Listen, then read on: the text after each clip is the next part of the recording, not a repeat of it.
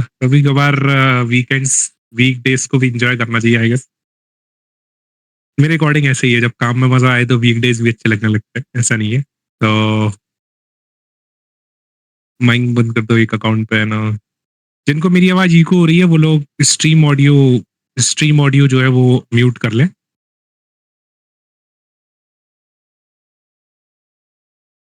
जिन लोगों को भी मेरी आवाज इको हो रही है वो स्ट्रीम ऑडियो को मेरी स्क्रीन पर राइट क्लिक करके म्यूट स्ट्रीम ऑडियो आ रहा होगा। If anyone can post the screenshot that would be better. Yup. Yup. तो एक स्पीकर का साउंड दिख रहा होगा, वो स्पीकर का साउंड अगर आप म्यूट कर दोगे तो मेरी आवाज इको नहीं होगी फिर।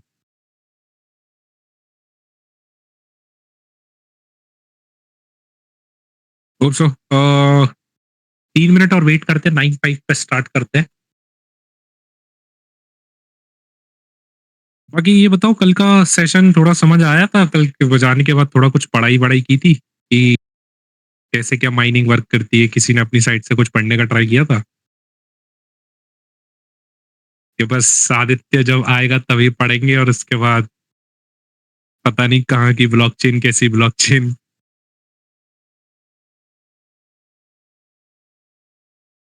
नहीं, पीपीटी तो ठीक है, पीपीटी में तो खैर ज्यादा कुछ है भी नहीं, मैं सही बताऊं, क्योंकि आधे से ज्यादा कंटेंट तो मैं लिखता हूँ।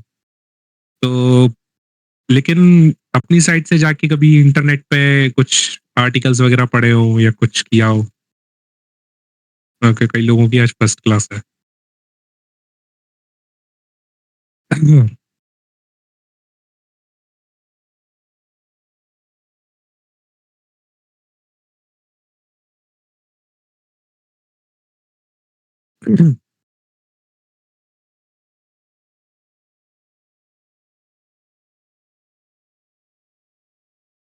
This is my first class. Can you help from where we can recover our backlog?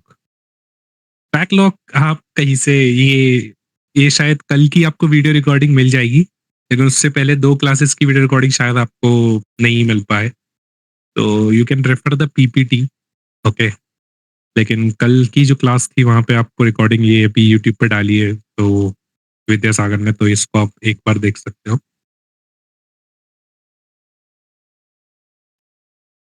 नहीं किया, ज्यादा प्रॉब्लम तो नहीं होगा, ठीक है, लेकिन देख लो, मतलब समझ आता है तो ठीक, वरना वीडियो तो है ही है कल की क्लास का, तो एक बार देख लीजिएगा तो आपको समझ आ ही जाएगा। 1 मिनट और रह गया, उसके बाद स्टार्ट करते हैं हम लोग। आज अच्छा टॉपिक है, आज टॉपिक्स अच्छे हैं। और लगभग आज हम लोग जो है मेरे अकॉर्डिंग, जहाँ तक मेरे को लग रहा है, जितना मुझे, मतलब मेरी, अपन जिस स्पीड से चल रहे हैं अभी, अगर उस स्पीड से देखें तो आज अपना ये वाला मॉड्यूल खत्म हो जाएगा यार। इस वीकेंड आज हम लोग ये मॉड्यूल खत्म कर देंगे। तो ये मान के चलो कि अगर आज ये मॉड्यूल खत्म हो गया तो अब अगले वीकेंड से हम लोग उस पार्ट में एंटर कर जाएंगे जिस पार्ट में हमको एक्चुअल में इंडस्ट्री में युद्ध करना है। Now this is like for you know, it is necessary to sharp your sword. आपको अपनी तलवार को अगर शार्प करना है तो उसके लिए इन टूल्स की, इनकी नॉलेज की जरूरत थी, जो मैं आज अगर अपन ये कर लेते हैं पूरा, तो we will be able to know the what's the essentials of the blockchain. हमको पता होगा कि क्रिप्टो करेंसी क्या है। उसके बाद फिर हम लोग, अब आप यहाँ से जो जर्नी स्टार्ट होगी वो ये जर्नी होगी कि अब आपके पास बहुत सारे ऑप्शंस हैं। यहाँ से आप इथेरियम पढ़ सकते हो। आज के लेक्चर के बाद आप इतना ज्यादा प्रिपेयर हो कि अब यहाँ से जाने के बाद अब आपके पास एक ऑप्शंस होंगे कि अब यहाँ से आप इथेरियम पढ़ लो, आपको सोलाना पढ़ना है सोलाना पढ़ लो, आपको जो पढ़ना है पढ़ लो। लेकिन मैं इथेरियम के साथ मूव करूंगा क्योंकि इट्स अ बिगर फ्रेंडली, ये थोड़ी सी बिगिनर फ्रेंडली है। जिन कॉन्सेप्ट से हम लोग आते हैं वो कॉन्सेप्ट थोड़े से फ्रेंडली टाइप है, तो that we can easily grab the concept, और इतना ज्यादा टाइम नहीं लगेगा चीजों को समझने में। और थोड़ा सा वो होता है ना कि अरे नई चीज एकदम से टफ लगने लगती है तो हम छोड़ देते हैं। तो सॉलिडिटी अभी नहीं करेंगे, पहले हम लोग इथेरियम ब्लॉकचेन को समझेंगे, ठीक है?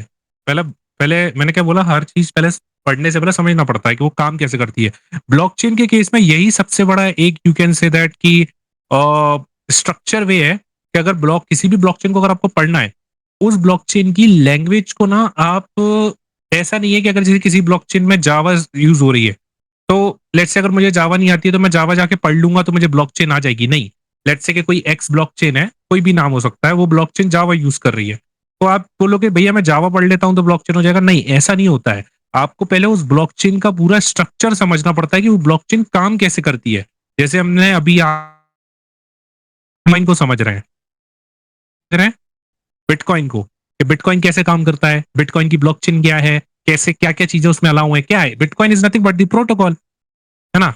ऐसे ही इथेरियम क्या है, इथेरियम इज अ प्रोटोकॉल। अब जब तक तुम लोगों को उस पर्टिकुलर बैटल बैटल लड़ने से पहले प्रोटोकॉल पता होने चाहिए ना, कि भाई बैटल लड़नी है तो इससे पहले ये प्रोटोकॉल्स हैं, यहाँ पर ये चीजें हम लोगों को लिमिट क्रॉस नहीं करनी है। तो वही चीज है कि हम लोगों को पहले ये पूरा प्रोटोकॉल जानना पड़ेगा। इथेरियम प्रोटोकॉल है क्या, ये कैसे काम करता है, हर एक प्रोटोकॉल अपने आप में अलग से काम करता है। ओके, तो उस प्रोटोकॉल्स को हम लोग समझेंगे, और जब ये प्रोटोकॉल हम लोग समझ लेंगे then we will start the solidity. Okay, GK Sync Layer Zero, any modular projects like available? No, no, no, I didn't join it. ZK Sync पर मैंने थोड़ा सा काम किया हुआ है कंपनीज में। I then like we actually we work on the Polygon. तो ZK Sync और Z के रोल अप और लेयर टूस पर ऑप्टिमिज्म नेटवर्क हो गया, आर्बिट्रम हो गया, साइड चेन ऑफ चेन, ये सारी चीजों पर like I do the work. But let's forget about it. जो लोग नए लोग हैं उनको ज्यादा ऐसे समझने का नहीं है क्या चीज बोल रहा मैं, ठीक है, भूल जाओ। ठीक है, चलो स्टार्ट करते हैं अपन लोग। अ, अपन लोग आज का जो सेशन है उसमें क्या है भाई, क्या है आज हम लोग पढ़ेंगे नॉन्स। ठीक है, नॉन्स क्या होते हैं? देखो, पहले हम लोगों ने पढ़ रखा था इससे पहले कि ब्लॉक्स, एक ब्लॉकचेन में जो ब्लॉक होता है उस ब्लॉक के अंदर क्या फील्ड होती है, ब्लॉक होती है ना? क्या होता है? एक ब्लॉक, सॉरी ब्लॉकचेन नहीं, sorry, it's a block number. So एक ब्लॉक नंबर होता है, नॉन्स होता है, जिसको मैंने उस टाइम पर तुमसे बोल दिया था कि ये एक ऐसा दरवाजा है जिसको अभी खोलने की जरूरत नहीं है ना? तो तुम लोगों ने बोला था कि ठीक है आदित्य,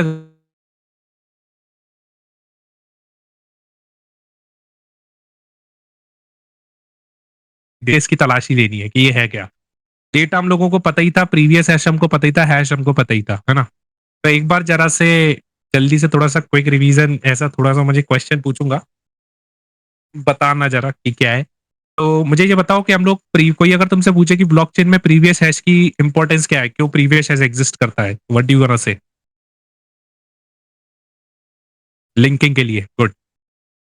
हैश जो है वो किस पर्टिकुलर एल्गोरिथम से बनता है, और अगर हैश हमको जो मिलता है वो अगर जैसे SHA-256 से मिलता है, एवलांच इफेक्ट या SHA-256। हाँ ठीक है, तुम लोगों ने पहले ही आंसर दे दिया, मैं जो पूछ रहा था कि अगर मैं कुछ चेंज करूंगा तो वो कौन सा इफेक्ट होता है अगर यहाँ पे मैं चेंज करता हूँ।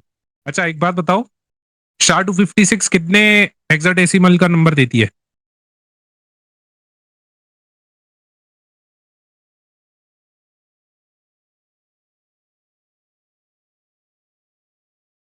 64, ठीक है। SHA-256 को 256 क्यों बोला जाता है? बिट्स की वजह से, ओके। 256 bits, yes. SHA-256 को 256 इसलिए बोला जाता है क्योंकि ये 64 हेक्साडेसिमल नंबर देती है, यानी कि एक हेक्साडेसिमल कैरेक्टर का वो देती है हैश, और हर एक डिजिट पे कितना रहता है? चार, वो 4 डिजिट, फोर बिट्स, सॉरी। तो 4 बिट्स को अगर 64 से मल्टीप्लाई करोगे तो 256 हो जाता है, ठीक है। 256 बिट्स है, ठीक है। अब अपन आते हैं आज लोग नॉन्स पे। नॉन्स क्या होता है, ठीक है, यार तुम लोगों को मतलब पढ़ रहे हो ऐसा नहीं है, ये बात तो है, चलो सीरियस तो हो तुम लोग। मेरे को तो लगा था तुम लोग गुड़ गोबर कर दोगे, आज सबरा बोलोगे कि नहीं पता, दोबारा से समझा। फिर मेरे को यही हार्ट अटैक आ जाता, मैं कहता भाई ये क्या हो रहा है, 2 4 क्लासेस हो गई तुम लोगों को ब्लॉक का स्ट्रक्चर नहीं, लेकिन ठीक है, बढ़िया, मजा आ गया आंसर सुन के। जिनको आवाज मेरी इको हो रही है वो थोड़ा सा, क्या बोलते हैं उसको, म्यूट, ऑडियो म्यूट कर दे, ऑडियो सॉरी स्ट्रीम ऑडियो मेरी म्यूट कर दे, ठीक है। ठीक है, चलो स्टार्ट करते हैं। नॉन्स क्या होता है? देखो, नॉन्स बेसिकली एक ऐसा, देखो अब मैं तुम लोगों को एक प्रॉब्लम बताता हूँ। सबसे पहले हर चीज को समझने के लिए ना थोड़ा ना उसकी प्रॉब्लम को समझा करो, ठीक है, कि वो प्रॉब्लम क्या है। कई लोग क्या होता है डायरेक्ट सॉल्यूशन पर कूद पड़ते हैं प्रॉब्लम दिए देखे बिना, लेकिन आप ढंग से समझो कि प्रॉब्लम क्या है, ठीक है। एक्चुअल में प्रॉब्लम कैसे आई, क्या एग्जिस्ट हुई और फिर सोल्यूशन क्या आया। तो देखो, होता क्या है ना कि मैंने तुमसे बोला था कि माइनिंग जब अपन करते हैं, तो माइनिंग क्या होती है? पहले पहले माइनिंग समझते हैं। माइनिंग का मतलब क्या होता है? इन सिंपल भाषा में, जब कोई भी बिटकॉइन में जब माइनिंग होती है, कोई भी ब्लॉकचेन में माइनिंग होती है, तो हमारा जो मेन जो मोटिव होता है वो ये रहता है कि ये हैश को जनरेट करना। तो आ जाओ, इसके साथ साथ हम लोग अगली पीपीटी भी कवर करेंगे जिसमें बोलते हैं target, what is target in bitcoin. हम लोगों ने बहुत बार सुना होगा मार्केट में कि माइनर्स जो है वो कॉम्प्लेक्स प्रॉब्लम सॉल्व करते हैं, कॉम्प्लेक्स प्रॉब्लम सॉल्व करते हैं, कॉम्प्लेक्स प्रॉब्लम सॉल्व करते हैं। ये साला कॉम्प्लेक्स प्रॉब्लम है क्या? ये कौन सी प्रॉब्लम माइनर्स सॉल्व कर रहे हैं? ये कौन सी ऐसी मीटिंग है प्रॉब्लम्स की जिसमें मुझे ना बुलाते हुए ये लोग खुद सॉल्व करते हैं? या फिर मैं अगर पार्ट भी बनना चाहूं तो मुझे कैसे पता लगेगा? तो इसके लिए आपको क्या करना पड़ता है? इसके लिए सबसे ज्यादा इंपॉर्टेंट क्वेश्चन है इंटरव्यू का कि व्हाट इज कॉम्प्लेक्स प्रॉब्लम। अगर आपको ये चीज पता है, मतलब मैं, मेरी नजर में, अगर मैं पैनल में बैठा हुआ हूँ, if I am taking interview, और मैं अगर आपसे पूछ रहा हूँ कि बिटकॉइन अगर, हाँ मेरे को बहुत बेसिक्स पता है, if I will gonna ask you कि कॉम्प्लेक्स प्रॉब्लम माइनस करते क्या है जो आप कॉम्प्लेक्स प्रॉब्लम चलाते हो, तब आप अगर मुझे ये आंसर देते हो then it's look good, means like कि आपने एक्चुअल में वो ब्लॉकचेन के प्रोटोकॉल को समझा है, ठीक है। तो इसको समझो। कॉम्प्लेक्स प्रॉब्लम का मतलब क्या होता है? कॉम्प्लेक्स प्रॉब्लम कुछ नहीं होती है, कॉम्प्लेक्स प्रॉब्लम यही होती है कि मैंने बोला था कि माइनस, अच्छा इससे पहले हम लोग एक बार रिवीजन करते हैं पिछली स्लाइड का जिसमें हम लोगों ने ये देखा था कि माइनस काम कैसे करते हैं। ये तो हम लोग पीछे जाते हैं, हम लोग पीछे गए और पीछे, हाँ देखो, माइनस काम कैसे करते हैं? माइनस काम करते हैं कि आपने एक ट्रांजैक्शन किया, कोई भी, आपने जैसे आपने 0.1 बिटकॉइन किसी को भेजे, वो बिटकॉइन क्या होता है? वो बिटकॉइन सबसे पहले कहाँ जाता है? वो बिटकॉइन सबसे पहले जो है वो मेम पूल में जाएगा। कहाँ जाएगा? वो मेम पूल में जाएगा। मेम पूल मतलब एक ऐसा बॉक्स जहां पर अनकंफर्म ट्रांजैक्शन रखे जाते हैं, ठीक है। ये आप blockchain.com पे जाओगे ना, blockchain.com पे जाओगे तो वहां पर आपको गूगल पे डालना blockchain.com अनकंफर्म ट्रांजैक्शन, एक पेज खुल के आएगा। वहां पर तुम्हें मिलेगा कि हाल ही में जो ट्रांजैक्शन जो अनकंफर्म है, जो मेम पूल में पड़े हुए हैं, वो सब दिख जाएंगे। तो वो क्या होता है कि वहां पे जो मेम पूल बने होते हैं, वहां से क्या करते हैं, जो अपने माइनर्स हैं वो वहां से उठाते हैं, क्या उठाते हैं? ट्रांजैक्शन, ट्रांजैक्शन उठाएंगे। ट्रांजैक्शन उठाने के बाद माइनस क्या करते हैं? अब मैंने बोला था कितनी बार कि माइनस जो है कॉम्प्लेक्स प्रॉब्लम सॉल्व करते हैं। अब ये वो हम लोग आज वही देखने वाले हैं। जैसे ही वो उन माइनस में से वो मेम पूल के लिए जो भी कॉम्प्लेक्स प्रॉब्लम सॉल्व कर रहा है, अगर वो कॉम्प्लेक्स प्रॉब्लम सॉल्व कर लेता है तो उसके बाद वो एक ब्लॉक माइन कर लेता है और माइनर्स के पास पहुंचा देता है P2P नेटवर्क में। और जो जिस माइनर ने और बाकी सब माइनर्स वैलिडेट करते हैं कि ये जो ब्लॉकचेन है, ये प्रूफ ऑफ वर्क जो दिया है, ये एक्चुअल में वैलिड है। उसके बाद वो स्क्रिप्ट रन करके वो माइनर विनर बन जाता है। That's the simpler way of how mining works, right? तो अब हम लोग देखते हैं वो काम कैसे करती है। तो अगर अपन मूव करें,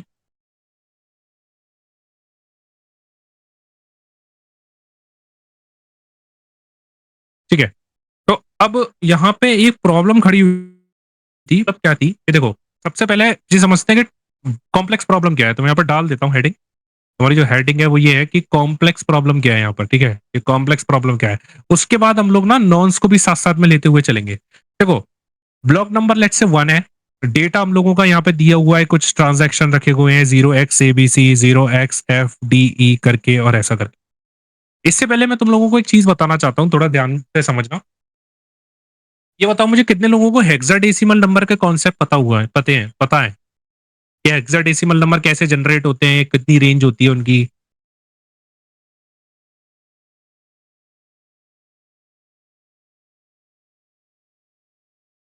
0 से बेस 6, 0 से 9, यानी कि ए और ए से एफ, राइट?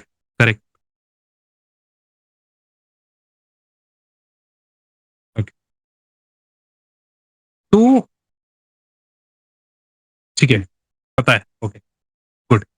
तो यहाँ पे अब देखो, यहाँ पे आपका डेटा दिया हुआ है। यहाँ पर मैं प्रीवियस हैश डाल देता हूँ, लेट्स से 0xbcd, और इधर डाल देता हूँ 0xf ए 1349, ऐसा करके, ठीक है। अभी यहाँ पर देखना, मैं जो बोलने जा रहा हूँ, देखो मान के चलो कि आपके पास जैसे जो हैश दिया गया है, मैं पीछे मूव करता हूँ एक बार। देखो, एक बार मान के चलो कि आपके पास ना कोई hash, let's say hashing, hashing की जो बेसिकली जिनको नहीं पता है मैं उनको बता दूं हैशिंग काम कैसे करती है। तो हैशिंग का जो मेन कॉन्सेप्ट है, सॉरी हेक्साडेसिमल्स का, सॉरी माय बैड, हेक्साडेसिमल्स कैसे काम करते हैं, तो हेक्साडेसिमल्स की जो रेंज होती है वो होती है 0 से लेके 9 तक, ठीक है? फिर उसके बाद वो 10 जो होता है वो ए बन जाता है, ठीक है? उसके बाद बी जो है वो 11 बन जाता है, सी जो है वो 12 बन जाता है, डी जो है वो 13 बन जाता है, ठीक है? और ई जो है वो 14 बन जाता है। ओके, तो 0 से लेके 9 तक तो आपकी ये वहां पर क्या करते हैं, ए लगा लेते हैं, फिर बी, फिर सी, फिर डी और फिर ई, और फिर ऐसे करके ये एफ तक जाता है। ओके, यहाँ पे 15 है। तो अगर मैं यहाँ पे जैसे मान के चलो लिख रहा हूँ 1 ए सी 0 9 डी एफ, बताओ इसका न्यूमेरिक वैल्यू क्या होगी फटाफट से।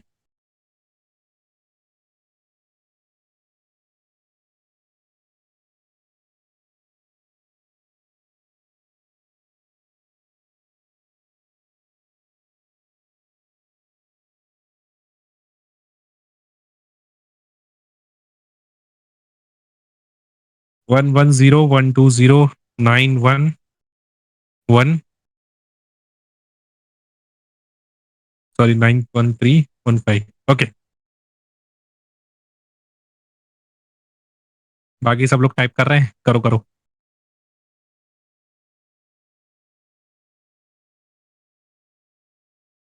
ठीक है। तो ये तो मैं समझ में आ गया कि ये कैसे हेक्साडेसिमल्स काम करते हैं, हैश स्ट्रिंग वैल्यू क्या होती है। तो देखो मैं बताता हूँ, जैसे 1 1 आ जाएगा। ए को मैंने क्या बोला था, ए को बोलते हैं 10, तो यहाँ पे 10 आ जाएगा।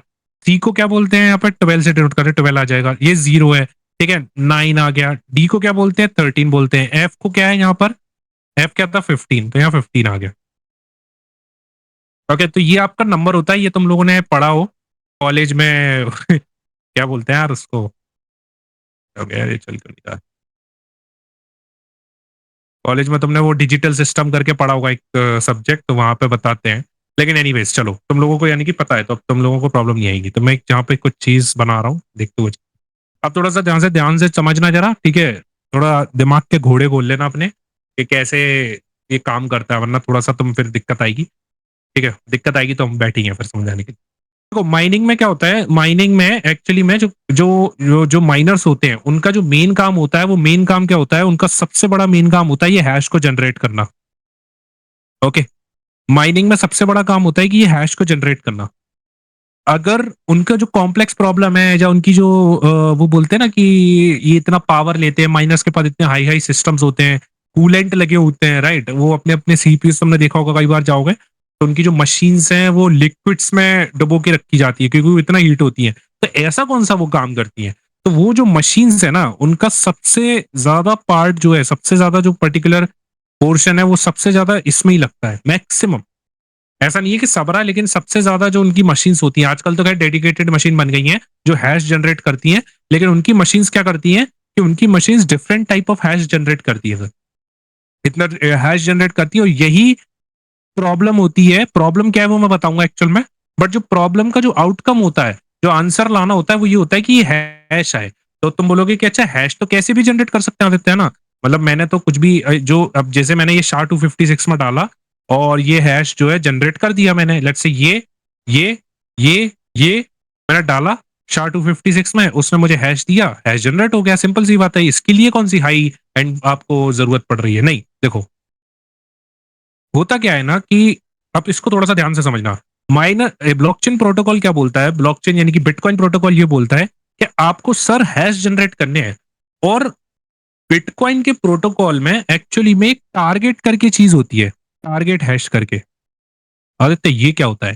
टारगेट एक एक्चुअली एक टारगेट होता है जो हर बाई वीकली सेट किया जाता है, ठीक है? शायद आई गेस नहीं बाय, हाँ शायद दो दो हफ्ते में ही ये सेट किया जाता है। अब शायद तुम एक बार कंफर्म करना, क्योंकि मेरे को जहां तक पता है ये सेकंड वीक में करा जाता है। और ये क्या होता है कि बिटकॉइन प्रोटोकॉल में हर हर 2 वीक में ये टारगेट सेट किया जाता है। और ये जो हैश की वैल्यू, ये जो टारगेटेड हैश होता है, ये एक पता होता है कि ये टारगेट हैश मतलब क्या होता है, कि जैसे मान के चलो ये अंडरलाइन दिख रही है, अगर आपका जो जनरेटेड हैश है, remember, notice my words what I am trying to say, अगर आपका जनरेटेड हैश मतलब जो भी माइनस हैश जनरेट कर रहे हैं, जैसे इसने एक हैश जनरेट किया, फिर इसने दूसरा किया, फिर इसने तीसरा किया, ऐसे करके जितने भी हैश जनरेट कर रहे हैं, उन हैश जो वो हैश हैं, अगर वो टारगेट से, अगर इस हैश की वैल्यू टारगेट से नीचे, मैं दोबारा अपनी बात दोहराता हूं, हैश की वैल्यू टारगेट से अगर नीचे आती है, इसका मतलब क्या है कि टारगेट जैसे जो भी हैश की हैश है, अगर वो हैश टारगेट से नीचे आ गया, अगर वो हैश टारगेट से नीचे आ गया, तो ब्लॉक बिटकॉइन प्रोटोकॉल बोलेगा कि हाँ ये हैश मुझे एक्सेप्टेड है टारगेट के नीचे, now your block is mine, आपका ब्लॉक माइन हो चुका है। Notice my words, it is very important for the interview also, I am repeating again. Blockchain minor, bitcoin के माइनर्स जो होते हैं या फिर किसी भी ब्लॉकचेन के माइनर्स जो होते हैं, उनका सबसे बड़ा जो मेन काम होता है मैक्सिमम ब्लॉकचेन्स में, वो क्या काम होता है, उनका मेन काम होता है कि ये हैश को जनरेट करना। जो वो हम लोग बोलते हैं ना इतना क्या करना है, क्या इतनी कंप्यूटेशन पावर लगनी है, उनका काम ही यही होता है कि वो हैश जनरेट करे। लेकिन सर आपने हैश तो जनरेट कर लिया, लेकिन बिटकॉइन की अपनी भी एक प्रोटोकॉल है, वो ये कहता है कि आपको ऐसे हैश जनरेट नहीं करना है कि आपने ये दे दिया ये दे दिया ये दे दिया और आपने हैश जनरेट कर लिया, वो तो ठीक है। लेकिन मैं उसी हैश को एक्सेप्ट करूंगा अपनी ब्लॉकचेन में जो हैश टारगेट से नीचे आएगा। जो हैश मेरे टारगेट से नीचे आ गया, जो हैश मेरे टारगेट से नीचे आ गया, मैं उसको बोल दूंगा कि ये हैश वैलिड है, now you can mine your block. Basically आपका ब्लॉक जो है वो माइन हो जाएगा। लेकिन अगर मान के चलो कि कोई ऐसा हैश है जो बिल्कुल ही ऊपर जा रहा है ऊपर जा रहा है, तो जब तक कि वो हैश टारगेट के नीचे ना आ जाए तब तक मैं उसको एक्सेप्ट नहीं करूंगा, तब तक आपको कंटिन्यूअस हैश जो है वो जनरेट कराते रहने। ओके, तो अब एक क्वेश्चन उठ के आता है यहाँ पर, तुम लोग खुद ही मुझे जवाब देना, तुम लोग अभी खुद ही समझ जाओगे कि नॉन्स की जरूरत क्या है, तुम लोगों से आंसर निकलवाता हूँ मैं। मुझे एक बात बताओ, शार 256 काम कैसे करती है?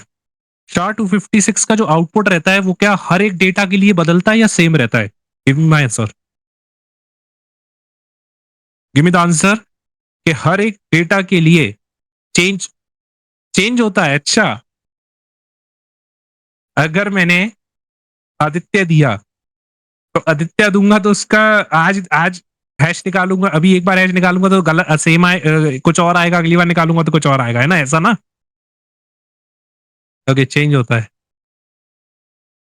Data same, the value same. Yes, okay, same. हाँ, क्या कर रहे हो दोस्तों, ऐसे कैसे काम चलेगा? सेम नहीं रह, सेम एक्चुअली में देखो सेम रहता है, जो लोग बोल रहे हैं ना चेंज है वो गलत है। चार 256 का काम ही यही है भाई। चार 256 क्या करता है, जो भी डेटा लेता है उसका फिक्स्ड आउटपुट रहता है, उसका फिक्स्ड हैश रहता है। जैसे मान के चलो अगर आपने ए दिया तो उसका फिक्स्ड हैश ही तो रहेगा। अभी तो मैंने बताया था 0 1 2 3 4 5 6 7 8 9 10। तो जब 10 के लिए ए असाइन है, तो जब भी अगर हैश में जब भी हम लोग 10 डालेंगे इसके अंदर शार 256 के अंदर, तो हमको ए ही तो आउटपुट देगा, क्या अगली बार बी कर देगा उसका? इसलिए ADITYA, जब भी मैं कोई भी डेटा डालता हूँ शार 256 इस डेटा को लेती है, इसके अंदर फंक्शंस चलाती है, क्योंकि इधर देखो इधर आई भी है टी भी है, तो सब कुछ डेटा लेती है और इसको इनक्रिप्ट करके एक हैश देती है। वो हैश हमारा फिक्स्ड होता है, दैट हैश इज फिक्स्ड। अगर आप यही डेटा कितनी बार भी दे दो आपको वही हैश मिलेगा, कभी भी चेंज नहीं होगा। तो जो लोग ये बोल रहे हैं कि सेम रहता है, भैया थोड़ा सा शार 256 के कंसेप्ट दोहरा ले। तो ऐसा है कि नॉन्स की वैल्यू ऐसी रखो कि टारगेट हैश कम रखो। नहीं, Sachdev you are partially right partially wrong actually. तो नॉन्स की वैल्यू ऐसी रख ही नहीं सकते हैं, तो उसके लिए मैं बताता हूँ ऐसा क्यों है। बहुत अच्छा अब तुम लोगों को मैं बताता हूँ कि नॉन्स की जरूरत क्या है, भी बताओगे। तो अभी मैंने तुमसे क्या पूछा, मैंने कहा कि अगर मैं ब्लॉक नंबर, डेटा, हैश और प्रीवियस हैश को उठा के अगर मैं शार 256 में डालूं, तो मुझे क्या आउटपुट जो हैश मिलेगा वो क्या मुझे सेम मिलेगा या चेंज मिलेगा हर बार? मुझे सेम मिलेगा, है ना? अब एक सिंपल सा लॉजिक है, अगर मैं तुमसे कह रहा हूं ये चीज कि बिटकॉइन प्रोटोकॉल कह रहा है कि भैया मेरे पास तो मैं तो वही हैशेस एक्सेप्ट करूंगा जो टारगेट से बिलो आएंगे, जो टारगेट जस्ट जो जो बिटकॉइन प्रोटोकॉल ने टारगेट सेट कर रखा है वो टारगेट से बिलो आएंगे, अगर वो टारगेट से ऊपर जाएंगे मैं एक्सेप्ट नहीं करूंगा। क्यों? क्यों ऐसा कर रहे हैं? टारगेट इसलिए सेट किया जाता है क्योंकि प्रॉब्लम सॉल्व करनी है ना, कंसेंसस रीच करनी है। कंसेंसस रीच करने से भी पहले आपको, जो वो लोग बोलते हैं ना कि माइनिंग क्यों जरूरी है, मैंने कल भी बताया था माइनिंग क्यों जरूरी है। क्यों? क्योंकि एक तो ये अटैक को प्रिवेंट करते हैं, ऊपर से डिसेंट्रलाइज नेचर में ये बहुत ज्यादा कंसेंसस को इंप्लीमेंट करने में हेल्प करते हैं। तो अब अगर मैं तुमसे ये पूछूं कि टारगेट से अगर नीचे मुझे लाना है, तो भैया मैं जिस जो डेटा है, जो सेम तो दूंगा तो मुझे तो सेम आएगा, तो मैं डिफरेंट अमाउंट ऑफ हैश कैसे जनरेट कर पाऊंगा? तो मुझे क्या करना होगा बताओ? मुझे कोई एक ऐसी फील्ड ऐड करनी पड़ेगी इस ब्लॉक में जिसको मैं कंटिन्यूअसली चेंज करता रहूं, जिससे जिस SHA-256 जो एल्गोरिथम है वो मुझे डिफरेंट डिफरेंट हैशेस देगी, क्योंकि SHA-256 का दूसरा रूल क्या है बताओ? एक तो रूल ये हो गया कि ये फिक्स देती है, और दूसरा रूल क्या है कि अगर मैंने कोई भी एक जरा सा भी तिनका चेंज करा SHA-256 के डेटा में, तो मैं डेटा इनपुट दे रहा हूं, क्या होगा?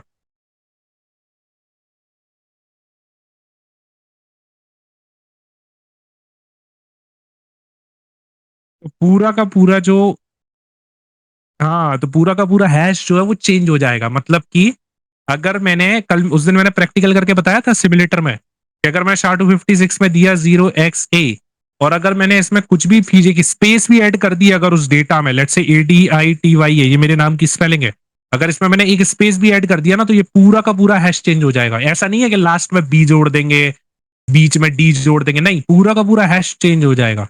That's the beauty of the SHA-256। तो अब क्या करेंगे? तो अब हमने बोला कि ठीक है भैया, अगर ऐसा है तो हम ब्लॉक में ना एक चीज ऐड करते हैं जिसका काम ये होगा कि हम उसकी वैल्यू को लगातार चेंज करेंगे। 1 2 3 4 5 6 7 8 9 10 7,000 8,000 9,000 7,200 8,000 10,000 12,000 5, ऐसे करके हम लोग क्या करेंगे? चेंज करते जाएंगे। और जैसे ही हम लोग ये नॉन्स चेंज करेंगे तो होगा क्या? Due to the avalanche effect, basically sorry, what you say, due to the SHA-256, ये SHA-256 जो है उसमें क्या होगा, उसमें चेंजेस होते चले जाएंगे, क्योंकि जैसे ही मैं नॉन्स की वैल्यू 1 कर दूंगा फिर मेरे पास कोई डिफरेंट हैश आ जाएगा। फिर मैं नॉन्स की वैल्यू 2 कर दूंगा तो मेरे पास, क्योंकि मैं ब्लॉक नंबर को चेंज नहीं कर सकता, ना मैं डेटा को चेंज कर सकता, ना मैं प्रीवियस हैश को चेंज कर सकता, ना तो मैं हैश को चेंज कर सकता। तो मैं चेंज क्या कर सकता हूं? मैं सिर्फ और सिर्फ नॉन्स चेंज कर सकता हूं। तो नॉन्स की वैल्यू मैं क्या करूंगा? 1 मैंने करी तो हैश नंबर एक हैश मिला, 2 करी 2 हैश मिले, 3 करी हैश 3 हैश मिले। तो ऐसे करके हम लोग ना बहुत सारे हैशेस जनरेट कर सकते हैं, और पॉसिबिलिटीज माइनर्स को ये मिल जाती है कि ये जो नॉन्स है ये टारगेट के इधर आ जाए, इधर आ जाए, टारगेट के बिलो आ जाए। और जैसे ही ये टारगेट के बिलो आ जाता है हम लोग बोल देते हैं कि अच्छा भाई सुनो, तुम्हारा जो ब्लॉक है वो माइन हो गया। अब इसमें एक और बात और है। एक और बात क्या है कि अब तुम लोग बोलोगे कि आदित्य एक काम करते हैं ना, टारगेट के अगर ऊपर लाना है तो नॉन्स की वैल्यू बढ़ाते जाओ, वो टारगेट कम होता चला जाएगा, नॉन्स की वैल्यू घटाते जाओ तो टारगेट नीचे आता जाएगा, ऐसा कुछ होगा नहीं। यही तो सतोशी नाकामोटो ने खेल खेला है यहाँ पर। उन्होंने इस सिस्टम को इस बेहतरीन तरीके से डिजाइन करा है कि आप हैशिंग जब भी जनरेट करोगे तो इसमें कोई स्ट्रक्चर नहीं है। मतलब आप जो भी हैश जनरेट करोगे तो उसमें ऐसी कोई सिस्टम ही नहीं है कि अगर आप नॉन्स की वैल्यू बढ़ाते चले जाओगे तो आपका जो टारगेट है वो शायद ऊपर पहुंच जाए। आपने नॉन्स की वैल्यू ज्यादा बढ़ा दी, हो सकता है नीचे आ जाए। आपने नॉन्स की वैल्यू कम कर दी, हो सकता है ऊपर चले जाए, या फिर हो सकता है कि ऊपर जा रहे तो ऊपर चले जाए। कोई भी इन्होंने पैटर्न फिक्स नहीं करा है। जब सतोशी नाकामोटो ने सिस्टम बनाया तो उन्होंने इसमें ऐसी इनबिल्ट एल्गोरिथम्स लगाई हैं कि आप कभी भी हैशिंग को जो पैटर्न है उसको समझ ही नहीं पाओगे सिस्टम के अंदर। ये रैंडम फैक्टर है, ये टोटल, जिससे कि ये ना हो कि भाई अच्छा नॉन्स की वैल्यू और बढ़ाते चले जाएंगे तो ऊपर आ जाएगा।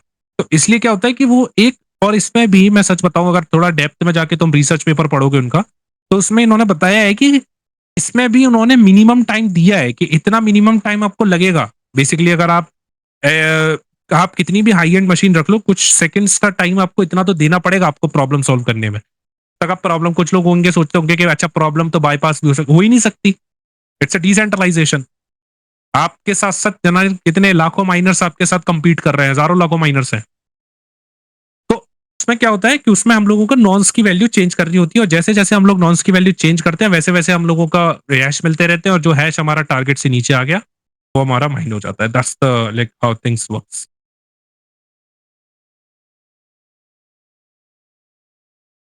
तो ये है भैया नॉन्स तुम्हारा। नॉन्स क्या है? तो नॉन्स क्या है, एक बार अगर समराइज करें तो नॉन्स बेसिकली किस लिए लाया गया कि बिटकॉइन के प्रोटोकॉल में होता क्या है कि एक टारगेट वैल्यू फिक्स करी जाती है माइनर्स के लिए हर 2 हफ्ते में, यानी कि एक टारगेट हैश फिक्स किया जाता है सिंपली हर 2 हफ्ते में। वो ये बोलता है कि अगर आपका जो आप जो इस पूरे डेटा को जनरेट करते हो, एक सेकंड रुको, इसको हटाता हूँ।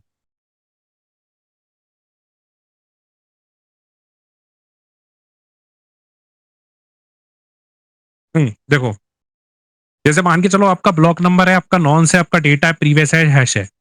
समराइज़ करें अगर इसको ऐसा कि नॉन्स में क्या होता है कि अगर आपसे मैंने बोला कि भैया एक काम करना है, मेरे को नॉन्स के थ्रू जनरेट करना है।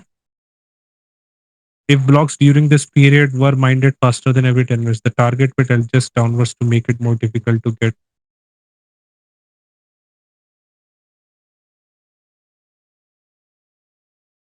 हाँ, ऐसा भी है कि अगर आपके जैसे क्या नाम है आपका जो क्या जो टारगेट अगर आपके जैसे मालूम पड़ गया अगर बिटकॉइन प्रोटोकॉल को कि आपका जो ब्लॉक्स है वो जल्दी जल्दी माइन होने लगे हैं, वो जल्दी जल्दी मतलब माइन हो रहे हैं, तो सतोशी नाकामोटो ने ये भी बहुत अच्छे तरीके से डिजाइन कर रखा है कि अगर जैसे जैसे वो जल्दी जल्दी माइन होने लगेगा तो वैसे वैसे टारगेट की जो रीच करने की डिफिकल्टी है वो बढ़ती जाएगी, मतलब माइनर्स को उतना ही ज्यादा एफर्ट्स लगाने पड़ेंगे टारगेट को रीच करने में।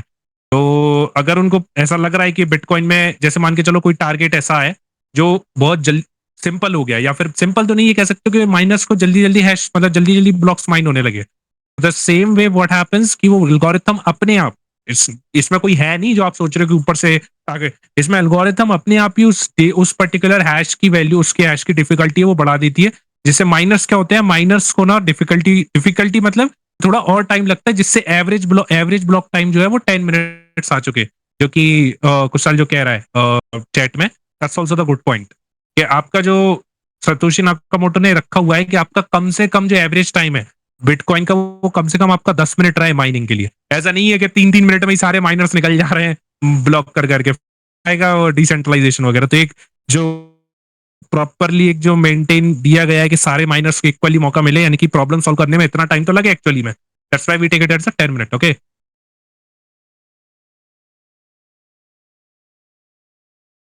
Okay, server but I am getting very interested, oh thanks Kunwar Kunwar. Okay fine, let's get move forward again. तो तुम लोगों ने टारगेट समझ लिया, नॉन्स मैंने तुम लोगों को खुद से ही समझा दिया। अब इसमें एक देखो चीज होती है कि नॉन्स जो होता है ना, नॉन्स एक्चुअली में एक फाइनाइट नंबर होता है, ये कोई ऐसा नहीं है कि इनकी भी लिमिट होती है, यानी कि आप जो है नॉन्स जो है वो खाली 4 बिलियन नॉइन्स ही आप यूज कर सकते हो, यानी कि 4 × 10⁻⁹ हाँ इतना ही होता है शायद, 4 × 10⁻⁹ जो है ये जो पर्टिकुलर नॉन से ये इतने ही आप जनरेट कर सकते हो। अब देखो एक चीज मैं तुम लोगों को बताऊं, मैं यहाँ पे एक टॉपिक स्किप कर रहा हूँ, उस टॉपिक का नाम है time stamp. Time stamp actually एक ऐसा टॉपिक है ना, मैं चाहूं तो तुम लोगों को पढ़ा सकता हूँ, लेकिन मुझे पता है कि अभी वो थोड़ा सा ऐसा टॉपिक है कि थोड़ा थोड़ा ही नहीं वो डिफिकल्ट है एक्चुअली में, वो डिफिकल्ट टॉपिक है। और वो टॉपिक मैंने जब जब अपनी क्लास में पढ़ाया है तब तब लोगों ने उसके बाद ब्लॉकचेन करना या तो छोड़ देते हैं, या तो कहते हैं कि यार ये टॉपिक हम लोग समझ नहीं आ रहा है, तो पता नहीं आगे की चीजें कैसे समझ आएंगी, तो अभी के लिए मैं ये टॉपिक स्किप कर रहा हूँ। क्यों? इसके बाद हम लोग टाइम स्टैम्प को ना हम लोग तब पढ़ेंगे जब हम लोग सारा का सारा पूरा कोर्स खत्म कर लेंगे ना, जब इथेरियम वगैरह कर लेंगे, तब एक जगह आएगी जहां पर मैं तुम्हें टाइम स्टैम्प की एक्चुअल में इंपॉर्टेंस बताऊंगा, जहां पर नॉन्स के।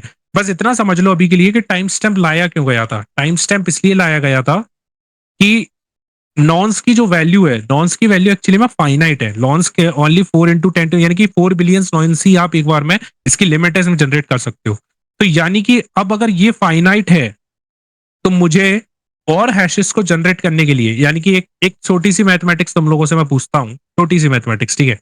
एक बात बताओ, अगर मैं SHA-256 में कोई भी डेटा देता हूँ, तो अगर मैं कोई भी डेटा देता हूँ या फिर मान के चलो हेक्सा SHA-256 मुझे क्या करता है, हेक्साडेसिमल नंबर हेक्साडेसिमल हैश देता है मुझे, राइट?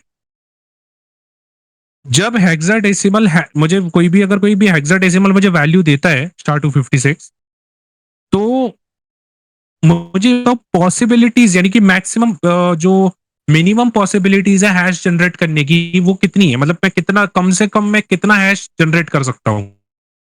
तो मान के चलो जैसे कोई डेटा है, उस डेटा को मैंने अगर SHA-256 में डाला, SHA-256 में डाला, उसने मुझे कुछ हैश दिया, लेकिन मैं कहता हूं कि मैक्सिमम और मिनिमम कितने हैशेस जनरेट किए जा सकते हैं SHA-256 से। थोड़ा कभी किसी ने दिमाग लगाया है सोचने का कि SHA-256 से मिनिमम और मैक्सिमम कितने, इसकी भी तो कोई रेंज होगी ना, कि मिनिमम हैशेस कितने कर सकते हैं, मैक्सिमम हैशेस कितने कर सकते हैं?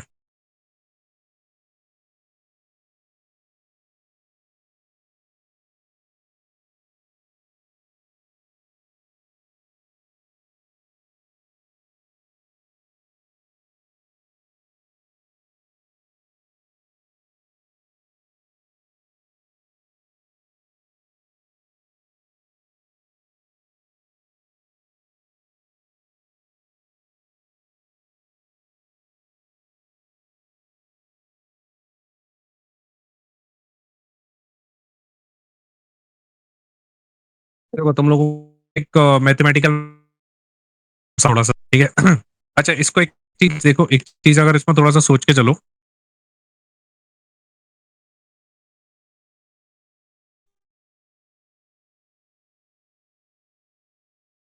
थोड़ा ये क्या करता है, ये हमको हेक्साडेसिमल वैल्यू देता है, राइट? अगर मैं तुमसे बोलूं कि मिनिमम से मिनिमम तुम्हारी हेक्साडेसिमल वैल्यूज कितनी आ सकती हैं, इधर SHA-256 निकालोगे, मिनिमम तुम कितनी वैल्यूज ले सकते हो? तुम बोलोगे कि zero, zero, zero x, zero zero zero zero zero zero करके वो ले सकते हो मिनिमम। और मैक्सिमम कितनी जा सकते हो? हेक्साडेसिमल नंबर्स की लास्ट वैल्यू क्या होती है? एफ होती है।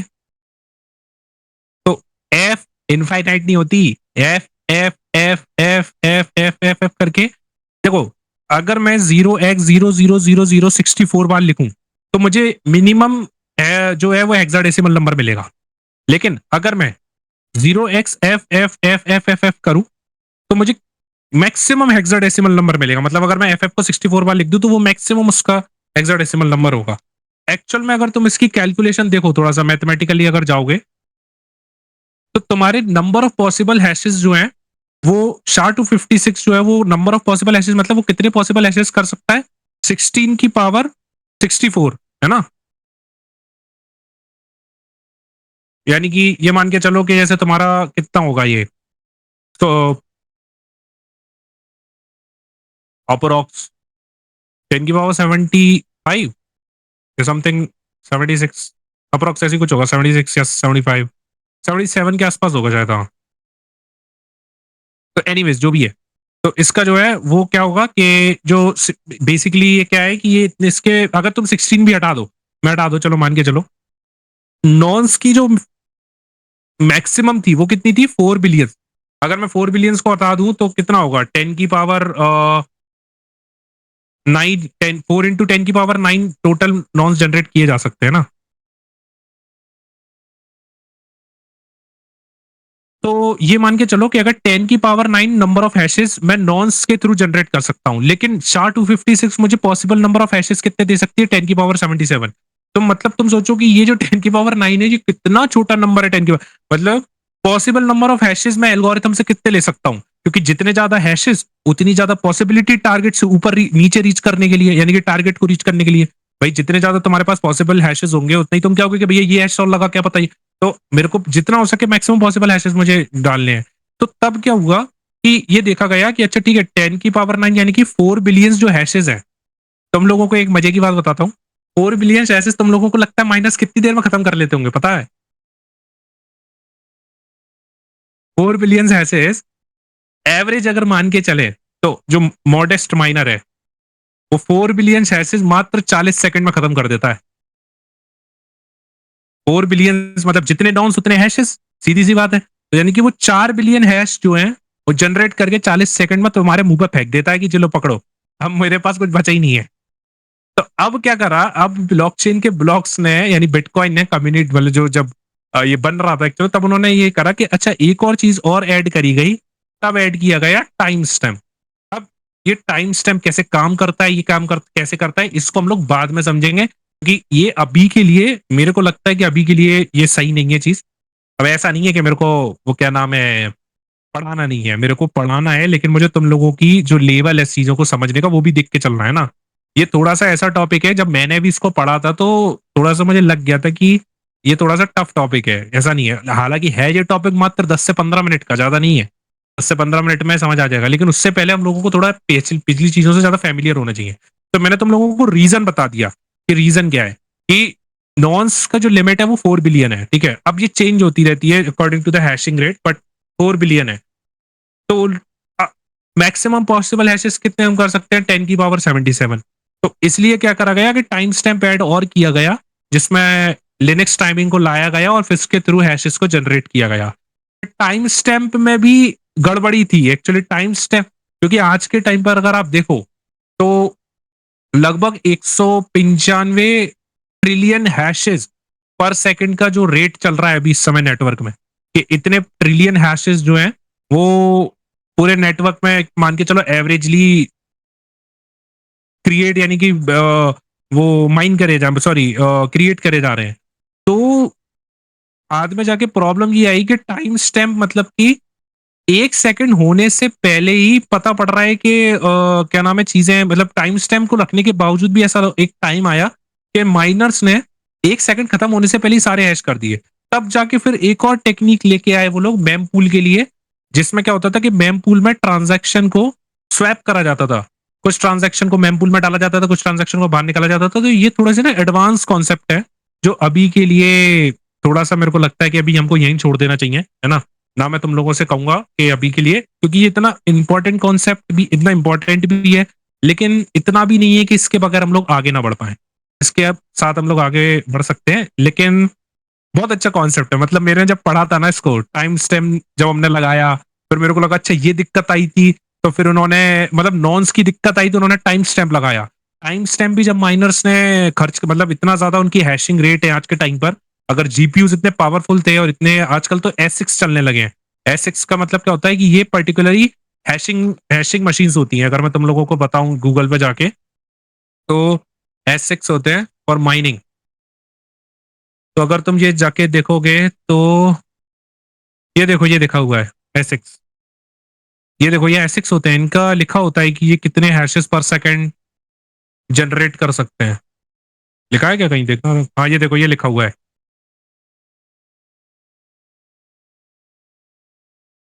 ये दिख रहा है, the unit mines KS at 2 trillion hashes per second, 1200 watt पर।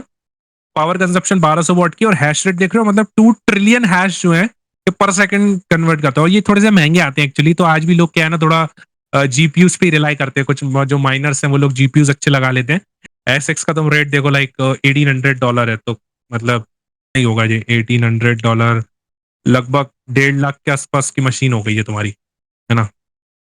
तो लोग क्या करते हैं कि इसको थोड़ा सा ना अवॉइड करते हैं, बट ठीक है, मतलब तुम लोगों को पता होना चाहिए कि ऐसी भी मशीन है मार्केट में जो माइनर्स यूज करते हैं। तो ये होता है। अब एक चीज और सुनो, कल मुझसे कोई पूछ रहा था, अभी के लिए सब्जेक्ट भूल जाओ, ठीक है? अभी के लिए बस इतना याद रखो, बस मुझे तुम लोगों ना, तुम लोगों में एक रिस्पॉन्सिबिलिटी छोड़ रहा हूं मैं कि अ, मुझे ना जब अपन खत्म कर लेंगे ना इथेरियम वाला अगले वीकेंड, तो मुझे ये याद दिलवा देना कि टाइम स्टैम्प वाला एक टॉपिक है जो आदित्य हमको पढ़ना है। तो वो मैं लास्ट में कवर कराऊंगा, जिससे क्या होगा कि जो लोगों को जहां तक सीखना था वो सीख लेंगे। अब जिनको थोड़ा सा डेप्थ में जाना है वो आगे की 1-2 क्लास कंटिन्यू कर सकते हैं, अगर उनको ज्यादा डेप्थ में जाना है, नहीं तो रहने दे। तो वहां पे क्या चॉइस आ जाएगी, तो उन लोगों को छोड़ने का मौका नहीं मिलेगा जो लोग ये कहेंगे कि अरे मतलब इतना डेप्थ में सिखा रहा है पहले से ही। तो वो चीज है, मैं सिखाऊंगा जरूर, लेकिन वो तुम लोगों का थोड़ा सा रिस्पॉन्सिबिलिटी है कि मुझे याद दिला देना लास्ट में कि आदित्य वो टाइमिंग वाला कॉन्सेप्ट रह गया, तो हम लोग कर लेंगे। Why the blockchain doesn't contain the hash of the X node? Every node contain the hash of previous node. So when adding the next node can't store the address of next node to the previous node. इसके लिए sir आपको blockchain का concept समझना पड़ेगा। In short में अगर ये बताएं तो प्रीवियस हैश जो है वो जब ब्लॉक माइन होता है तो उसका हैश जो है, सॉरी, इसके लिए मैं तुम लोगों को एक वो बताता हूँ। इसके लिए आप इस वाली वेबसाइट पर जाएं, एंड्रस वाली पे, इस पे जाओ, इस पे ब्लॉकचेन वाले इस पे जाओ, इस पे पता लग जाएगा तुम लोगों को मैं क्या बोलना चाह रहा हूँ। तो तुम कौन था ये? I am who am I hope so it's your real name. तो अ, इस तरीके से ब्लॉकचेन होती है। तुम पूछ रहे हो ना कि नेक्स्ट नोड का कैसे लिंक होता है, ये कैसे लिंक होता है प्रीवियस हैश। तो हम लोग क्या करते हैं, ये ब्लॉक होता है, जब भी कोई भी न्यू ब्लॉक माइन होता है, इसका जो बेसिकली इसका जो हैश है, जो भी न्यू ब्लॉक होता है, वो अपने से प्रीवियस वाले हैश को लिंक करके रखता है। तो जैसे अगर ये ब्लॉक ये आपका प्रीवियस इससे इसके वाला पीछे वाला ये प्रीवियस हैश लेके चलेगा, ये हैश नया वाला जो ब्लॉक का हैश है ये अगले वाले प्रीवियस में जाएगा। ऐसे करके ये सीधे चलती है। इसको मैं डाल देता हूँ, इसको थोड़ा जाके देखो जरा कैसे काम करती है। It's not a properly linked in, but it's like similar to the link list, sorry not a linked in. क्या हो गया है आज मुझे? ठीक है, एक कल किसी का कोई डाउट था, वो मुझे डाउट आज भी याद है। अगर वो इंसान आज मौजूद है इस क्लास में तो बहुत बढ़िया है।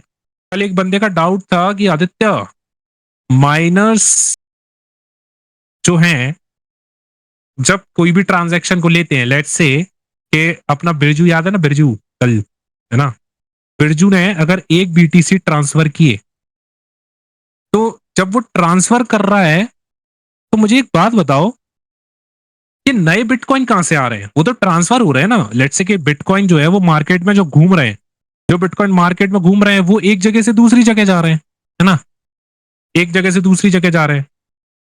सचदेव तुमने पूछा था, अच्छा ठीक है, वेरी गुड। बीटीसी एक जगह से दूसरी जगह से जा रहे हैं, तो आदित्य माइन कब हो रहे हैं? जो नए बिटकॉइन हम लोग बोल रहे हैं कि 21 मिलियन तक ही जाएंगे, तो वो माइन कब होते हैं? देखो, एक्चुअली में माइन होने की जो प्रोसेस होती है वो इधर होती है।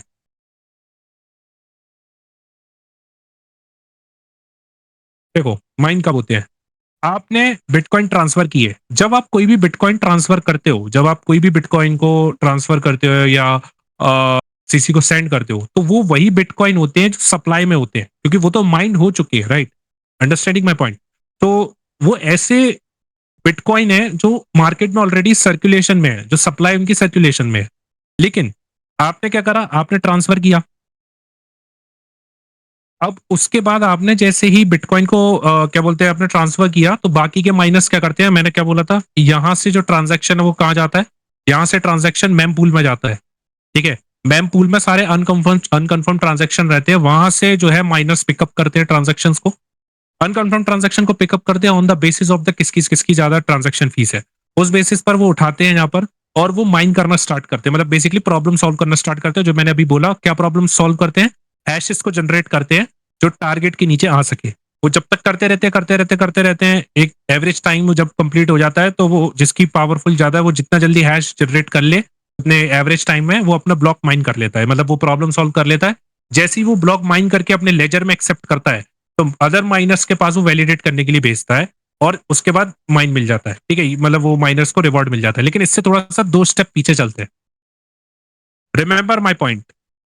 जब जब इसने अपने ब्लॉक को माइन किया और ब्लॉक को अपने लेजर में ऐड किया, इसने अभी तक कोई भी बिटकॉइन एक्चुअल में माइन, यानी कि कोई भी अभी तक एक्चुअल में बिटकॉइन क्रिएट हुआ ही नहीं है।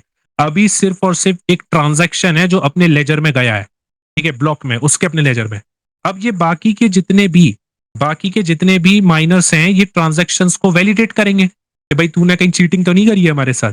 जैसे ही ये वैलिडेट कर लेंगे, उसके बाद जब माइनर को ये घोषित कर दिया जाता है, जब ये डिक्लेयर कर दिया जाता है कि वो माइनर अब रिवॉर्ड मिलेगा, तो जब उसको जो रिवॉर्ड मिलता है, वो रिवॉर्ड पता है ना मैंने किस में मिलता है? मैंने कल बताया था। वो रिवॉर्ड किस में मिलता है? उसको रिवॉर्ड में क्या मिलता है? पैसे मिलते हैं क्या? यूएस डॉलर्स में बीटीसी मिलते हैं। तो वो बीटीसी कहाँ होते हैं? वो बीटीसी एक्चुअल में न्यूली माइंड बीटीसी होते हैं, और वही बीटीसी जो है वो मार्केट में सर्कुलेशन के लिए होते हैं। तो अभी जब आप इंटरनेट वगैरह पे जाओगे पढ़ने के लिए, तो स्टैक ओवरफ्लो पे मिलेगा, वहां पे तुम्हें मिलेगा कि जो बीटीसी जो हम लोगों को न्यूली क्रिएट होते हैं, वो कब होते हैं? जब माइनस को रिवॉर्ड मिलता है ना, जो वो रिवॉर्ड, वो न्यूली क्रिएटेड बिटकॉइन होता है, यानी कि न्यूली माइंड बिटकॉइन होता है। That's a very beautiful concept, जो कल मुझसे किसी ने पूछा था, शायद सचदेव तुमने पूछा था, लेकिन मैंने बोला था कि मैं इसको कल बताऊंगा। क्यों? क्योंकि अब तो मैं थोड़ा सा ढंग से समझ आएगा कि टारगेट हिस्ट्री वगैरह वो सब समझ के, कि वो बिटकॉइन रिवॉर्ड्स जब दिए जाते हैं तो वो क्यों दिया जाता है, क्यों रिवॉर्ड्स दिया जाता है? क्योंकि जब वो हैशिंग पूरा अपना निकाल लेते हैं। एक बार और, ठीक है, चलो एक बार और समझाते हैं। देखो, एक बार और समझाते हैं। कितना बीटीसी मिलेगा कैसे डिसाइड होता है, कितना बीटीसी मिलेगा कैसे डिसाइड होता है, ये अभी नेक्स्ट स्लाइड में मैं तुम लोगों को बताऊंगा कि कैसे डीसी जो सतोशी नाकामोटो ने जो जब ये सिस्टम बनाया था, तो उन्होंने कैसे इस पूरे को डिजाइन किया हुआ था। देखो, एक बार जो पूछ रहा था, कौन पूछ रहा था? अनिकेत तुम पूछ रहे हो कि बार एक बार रिपीट कर, ठीक है, एक बार रिपीट करते हैं। देखो, क्वेश्चन क्या है? क्वेश्चन अगर तुमसे कोई पूछे कि अच्छा, जो सर्कुलेशन जब जब बीटीसी एक्चुअल में न्यूली माइंड होते कब है, तो बीटीसी तभी माइंड होते हैं जब कोई ट्रांजैक्शन होता है। यानी कि अगर आपने से कोई भी बिरजू ने एक बीटीसी किसी को भेजा, लेट्स से बिरजू ने प्रिया को किसी ने एक बीटीसी भेजा, जब वो बीटीसी ट्रांसफर होते हैं, तो तब से पहले वो कहाँ जाते हैं? सबसे पहले वो जाते हैं मेम पूल में, जहां पे अनकंफर्म्ड ट्रांजैक्शन रखे जाते हैं। कौन से ट्रांजैक्शन रखे जाते हैं? अनकंफर्म्ड। यहाँ पे अनकंफर्म ट्रांजैक्शन रखे जाते हैं, और वहां से वो ट्रांजैक्शन जो है उठाए जाते हैं माइनर्स के through, on the basis of the higher transaction fees, इसकी सबसे ज्यादा फीस। एक तो उन्हें यहाँ से रिवॉर्ड्स मिल जाते हैं, ठीक है, एक तो ना यहाँ से उनकी कमाई हो जाती है, तुम अगर अर्निंग सोर्स भी देखो माइनर्स का, तो एक अर्निंग सोर्स तो उनका ये है, ये रिवॉर्ड्स जो मिलते हैं, ठीक है, जो सॉरी ट्रांजैक्शन फीस जो होते हैं, ठीक है। उसके बाद उसके बाद क्या होता है, माइनस जैसे ही इन चारों में से जो भी उस प्रॉब्लम को सॉल्व कर लेता है, वो एक ब्लॉक माइन करता है और अपने एक लेजर में ऐड करता है। उसके बाद ये जो पर्टिकुलर ब्लॉक है, ये सब जगह, ये लेजर है वो सब जगह फ्लोट कर दी जाती है, सब जगह जो पीयर टू पीयर नेटवर्क है, हमने देखा था ना पीयर टू पीयर नेटवर्क, उसमें सब जगह ये भेज दिया जाता है कि मैंने जो है ब्लॉक माइन किया है, इसको वैलिडेट करो। बाकी सब वैलिडेट करेंगे कि कोई मेलिशियस ट्रांजैक्शन तो नहीं है, कोई कुछ तो नहीं, अपनी अपनी स्क्रिप्ट चलाएंगे। और जैसे ही ये वाले नोड का पता लग जाएगा कि ठीक है ये नोड सही है, इस नोड ने ट्रांजैक्शन माइन कर लिया है, तो हम क्या करेंगे कि उस नोड को विनर डिक्लेयर कर देंगे। और जब वो विनर डिक्लेयर होता है तो उसको रिवॉर्ड्स मिलते हैं, भाई उसने इतना ज्यादा मेहनत करी है, इलेक्ट्रिसिटी फूकी अपनी प्रॉब्लम को सॉल्व करने में, फिर बाकी के जो है वो वैलिडेट भी कर रहे हैं। तो यहाँ पर क्या होगा कि यहाँ पर रिवॉर्ड्स मिलते हैं, और रिवॉर्ड्स क्या होते हैं, nothing but the newly created bitcoin. यहाँ पर जो न्यूली बिटकॉइन है वो क्रिएट होता है, और वो फिर मार्केट की सर्कुलेशन में जाते हैं।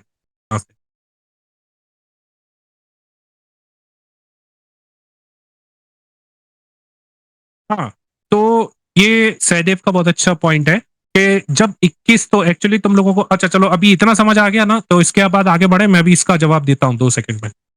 ये किसी को इसमें तो कोई डाउट नहीं है ना कि न्यूली क्रिएटेड बिटकॉइन कैसे कहाँ पे माइन होते हैं। ठीक है, आगे बढ़ते हैं। अब आते हैं हम लोग तुम्हारे क्वेश्चंस पर कि 21 मिलियन ही क्यों डिसाइड किए गए। सबसे बढ़िया कॉन्सेप्ट लगता है बिटकॉइन मॉनेटरी पॉलिसी। जब भी कोई करेंसी किसी देश में लॉन्च होती है, उससे पहले उसकी पूरी पॉलिसीज बनाई जाती है।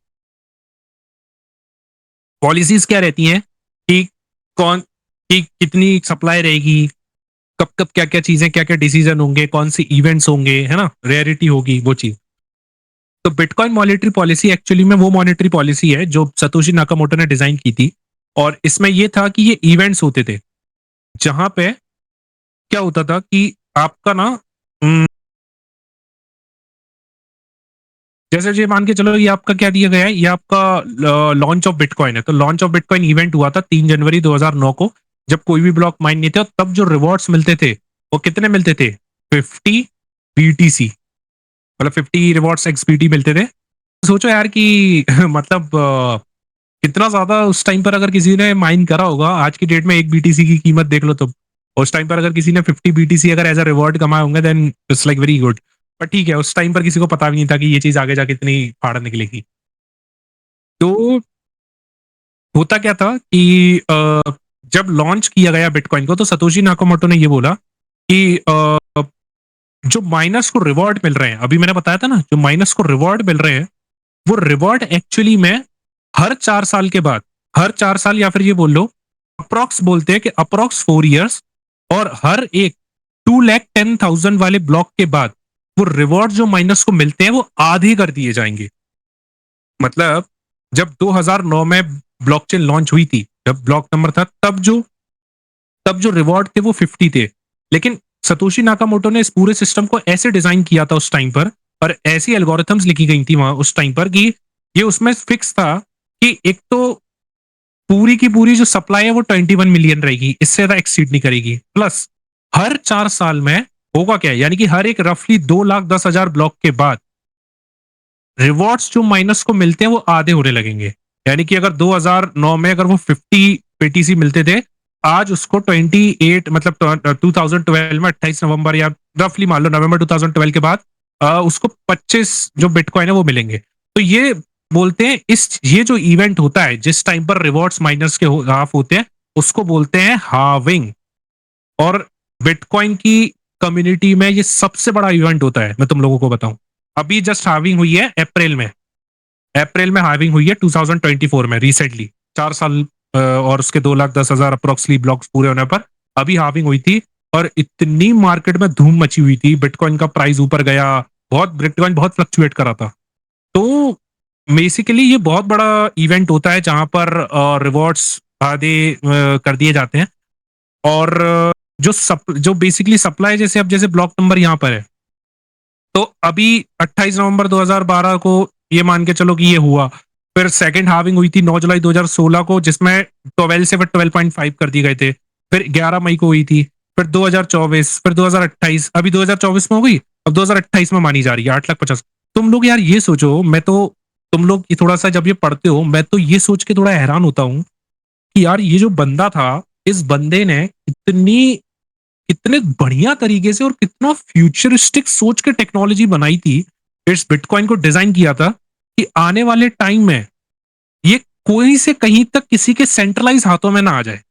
सब चीजें इसने ऐसी डिजाइन करी कि सारी चीजें एक तो एल्गोरिथमिक है। मैं मतलब कभी कभार सोचता हूँ कि इंसान का दिमाग का वाकई में लाइक करने को आए तो बहुत कुछ अचीव कर सकता है अपने आप में। आप इतना ज्यादा उसने डिसेंट्रलाइज रखा है इस नेचर को कि कहीं से कहीं तक मतलब आप टच नहीं कर सकते उस सिस्टम को। आपके पास मेजोरिटी लाने के लिए आपके न जाने कितने पुरखे याद आ जाएंगी। तो इस एक तो उसने इस पूरे सिस्टम को एल्गोरिथम के रखा। उसने माइनिंग कॉन्सेप्ट भी एल्गोरिथम, मतलब आधे से ज्यादा जो लोग बोलते हैं कि कोड पर भरोसा नहीं करना चाहिए, कोड कभी भी बिगड़ सकता है, इस बंदे ने ये प्रूफ करा है कि कोड पे न जाने आज देख लो क्रिप्टो करेंसी, दुनिया की सबसे नंबर वन क्रिप्टो करेंसी पूरी की पूरी कोड पे चल रही है। कहीं से कहीं तक सेंट्रलाइज कंट्रोल नहीं है, कहीं से कहीं तक। तो सोचो कि कितना ज्यादा एक, मैं जब इस टेक्नोलॉजी, जब मैं इस बिटकॉइन मॉनेटरी पॉलिसी को पढ़ाता हूँ, जब माइनिंग, हर बार मेरे को दिमाग में आता है ये चीज कि यार इस बंदे ने वाकई में वो कोड को, उस प्रोग्रामिंग को, उस पूरी कम्युनिटी को एक ऐसा दिया है कि यार नहीं, दिस इज समथिंग लाइक कि आगे जाके हम लोग कोड पर रिलाई कर सकते हैं। कोड इज द थिंग कि अगर आप बनाने पे आओ तो आप एक ऐसा सिस्टम भी बना सकते हो जहां पर चीजें वाकई में बहुत सही और विदाउट वेरी लेस फ्लोस के चल सकती हैं। ठीक है, बैक टू द पॉइंट कि देखो यहाँ पर 2024 में हुआ, और इसलिए ऐसा होता है कि ये 21 मिलियन जो है वो, ये माना जाता है कि 2140 तक 21 मिलियन सारे जो वो हैं बीटीसी वो ट्रांसफर, सॉरी वो माइन हो चुके होंगे। और उस टाइम पर जो रिवॉर्ड है वो जीरो हो चुका होगा। अभी किसी ने, सहदेव ने, तुमने ही पूछा था कि अगर रिवॉर्ड जीरो हो जाएगा कि एक टाइम पे आके जब सारे माइन हो जाएंगे तो माइनर्स कैसे अपना धंधा पानी चलाएंगे। तो ये माना जाता है सतोशी नाकामोटो के हिसाब से, और बाकी की कम्युनिटीज अगर बिटकॉइन को तुम लोग फॉलो करते हो तो वहां पे ये बोला जाता है कि जब तक सारे बिटकॉइन माइन होंगे 2140 तक, तब तक ये अनुमान लगाया जा रहा है या प्रेडिक्ट किया जा रहा है कि ट्रांजैक्शन फीस ही इतनी हाई जाएगी कि वहां से माइनस का जो है बेसिकली उतना कवरिंग होने लगेगी वैलिडेटिंग के तौर पे। तो जो माइनर्स हैं वो रिवॉर्ड्स के ना कमाते हुए ट्रांजैक्शन फीस से, जो है मैंने अभी बोला था ना, दो चीजें होती हैं, एक तो वो लोग रिवॉर्ड से कमाते हैं और एक वो कमाते हैं ट्रांजैक्शन फीस से। तो ट्रांजैक्शन फीस से actually they can earn it. तो दोनों ही अलग अलग चीज है। तो आपको ये समझना है कि जब तक ये जीरो रिवॉर्ड्स होंगे तो कम्युनिटीज में ये बोला जाता है कि जब तक ट्रांजैक्शन फीस ही इतनी ज्यादा महंगी हो जाएगी, दैट्स थिंग। तो this is the thing about the halving, it is very important concept. और ये जब तक तुम कम्युनिटी में हो तब तक तुम ये सुनते रहोगे। अभी हाल फिलहाल में जो चल रहा है वो 2024 में रिवॉर्ड्स 3.1 के अप्रोक्स चल रहा है।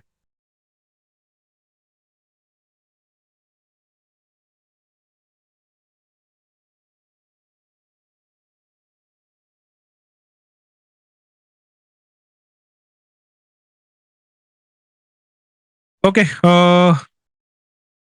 किसी और का कोई डाउट है? Have you tried mining? नहीं, मैंने माइनिंग ट्राई नहीं करी यार। बीटीसी यार, एक मुझे बात बताओ, तुम लोग पूछ रहे हो बीटीसी इन्फ्लेशनरी है कि नहीं, डिफ्लेशनरी है कि नहीं। एक बात बताओ, बीटीसी क्या है? बीटीसी ऐसी सप्लाई है क्या जो हमेशा रहेगी? खुद ही जवाब दो। बीटीसी कोई ऐसी सप्लाई तो है नहीं है जो हमेशा रहेगी। ये एक, जब ये बीटीसी पूरे खत्म हो जाएंगे ना, तब जब इस बीटीसी की जो वैल्यू होगी ना वो रेयर में काउंट की जाएगी। जैसे आज के टाइम पर गोल्ड है, ठीक है, आज के टाइम पर आपका सिल्वर है ना, जितने भी आपके ये जो मेटल्स हैं, ये एक क्या है, ये रेयर क्वांटिटी में, ये ऐसा तो है नहीं है कि हमेशा ही बनते रहेंगे। इसलिए सतोशी नाकामोटो ने इसको एज ए ना, देखो अभी के टाइम पर क्या है कि जब भी कोई सरकार लाती है तो उसका क्या है कि आए दिन हुआ, आए दिन नोटों, आए दिन तो नहीं, लेकिन जब मन चाहा तो नोट छाप दिए, जब मन चाहा तो वो चीजें कंट्रोल कर ली है ना। इसलिए सतोशी नाकामोटो ने इस पर्टिकुलर फैक्टर को, कॉन्सेप्ट को कवर करने के लिए उन्होंने 21 मिलियन की कैप लगाई कि भैया इससे ज्यादा कन्वर्ट नहीं होगा। जिस दिन ये 21 मिलियन माइन हो जाएंगे, जब तक आप देखना एक बार, जब अपन लोग 21 से 40 में, आई होप हम लोग जिंदा रहे सब, तब तक तो क्या ही पता जिंदा रहेंगे कि आजकल, लेकिन ठीक है आजकल पोल्यूशन इतना हो गया है। लेकिन ठीक है 21 से 40 तक अगर जो लोग रहेंगे उन्हें ये पता, उन्हें उनका आप रेयरिटी देखना बिटकॉइन की कितनी बढ़ेगी, बिटकॉइन की वैल्यू देखना, बिटकॉइन की डिमांड देखना, फिर डिमांड सप्लाई नहीं होगा, फिर ये होगा कि अब तो डिमांड है। क्यों? अब तो रेयर है। अब तो ये अभी तो ये बन रहे हैं, तो ये है कि चलो कल को बन रहे हैं तो मेरे पास भी आ जाएंगे। अभी गोल्ड है तो इतना रेयर नहीं है गोल्ड, लेकिन जिस दिन अगर गोल्ड खत्म हो गया, अगर गोल्ड खत्म हो गया तब आप एक बार सोच के देखो कि जिसके पास गोल्ड होगा वो कितना रेयर होगा।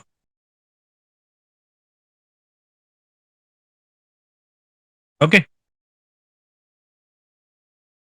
नोट्स ऐसे थोड़ी छापते हैं, पूरी इकोनॉमिक्स लगती है जी, बिल्कुल पूरी इकोनॉमिक्स लगती है। लेकिन उसके अंदर अगर आपका, मैं अगर आपसे पूछूं कि रुपीस की पर्टिकुलर वैल्यू डिसाइड करी जाती है सप्लाई की, कि कब इन्फ्लेशन है, पूरा इकोनॉमिक्स जो है वो डिसाइड किया जाता है।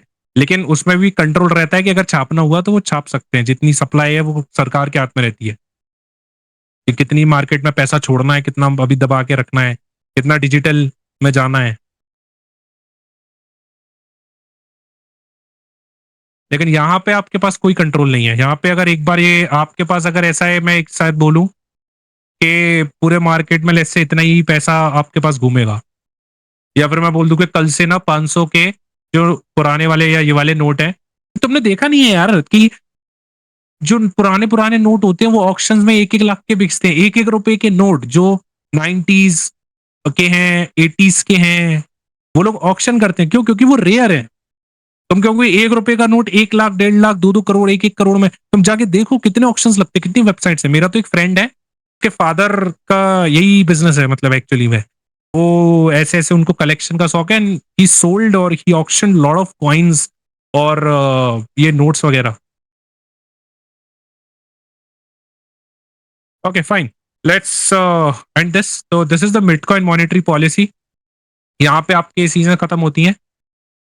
नॉन्स रेंज मैंने तुमको अभी समझाई दी है, तो इसकी मुझे लगता नहीं है कि तुम लोगों को जरूरत है, ठीक है।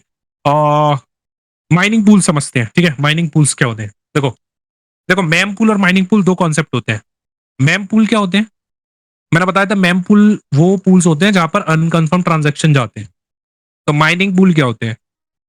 माइनिंग पूल एक्चुअली में होता क्या है कि जैसे मार्केट में आप माइनिंग कर रहे हो आप लोग, ठीक है।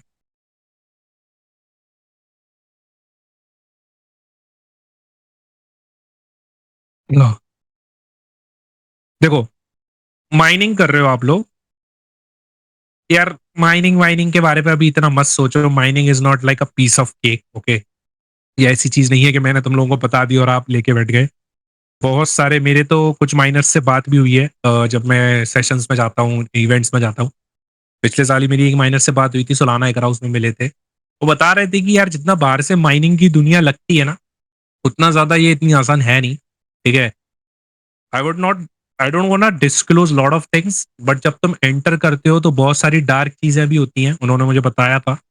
अ, यानी कि बहुत सारे फैक्टर्स मैटर करते हैं। मतलब ऐसा नहीं है कि आप, अगर आप सोचो कि मुझे अगर एक बिटकॉइन भी मिल रहा है तो मैं माइनिंग करना स्टार्ट कर दूं, इट्स नॉट दैट इजी। आपको बहुत सारा एक डार्क, मैं बोलूंगा कि कम्युनिटी अपने आप में ही बहुत एनोनिमस है, ठीक है। और अगर आते भी हैं सामने तो इट्स लाइक जब मेरा एक्सपीरियंस होना था, मेरे खुद के थोड़े से ज्यादा होश उड़ गए थे। मैंने कहा इतना ज्यादा सिस्टम मतलब बहुत चलता है, तो बहुत रिस्क है, बहुत पैसा लगाने वाली चीज है ये। अभी के लिए बस थोड़ा सा समझो कि, अभी के लिए बस इतना समझो कि ये माइनिंग वाइनिंग का कॉन्सेप्ट क्या है, कि ये करने वरने का भी जब तुम्हें करना हो तब कर लेना। लेकिन ठीक है, get back to the point. Mining pools क्या होते हैं? माइनिंग पूल्स एक्चुअली में, ये मान लो कि जैसे मान के चलो ये नेटवर्क है पूरा तुम्हारा, ठीक है। अब ये लोग कौन है, ये जो ऑर्गेनाइजेशन मैंने खड़ी कर दी है, ये एक्चुअली में कोई नहीं होते, ये माइनिंग पूल्स होते हैं बड़े बड़े, जिनका ये कुछ नहीं है, ये ऐसी कंपनीज हैं जिनका यही धंधा है कि सिर्फ माइनिंग करना है। इन्होंने इन्वेस्टमेंट ही इसी बेसिस पर उठाई रखी है अपनी कंपनी के लिए कि इनकी कंपनी माइन करती है। इनकी कंपनी के पास हाई एंड पीसीज हैं, हाई एंड एसिक्स हैं जो हैश जनरेट कर रहे हैं, बहुत हाई हाई सिस्टम्स हैं, क्योंकि इनके पास पैसा है और ये पर्टिकुलर इसी बिजनेस में है, ठीक है। It's not like a part time और ऐसा नहीं।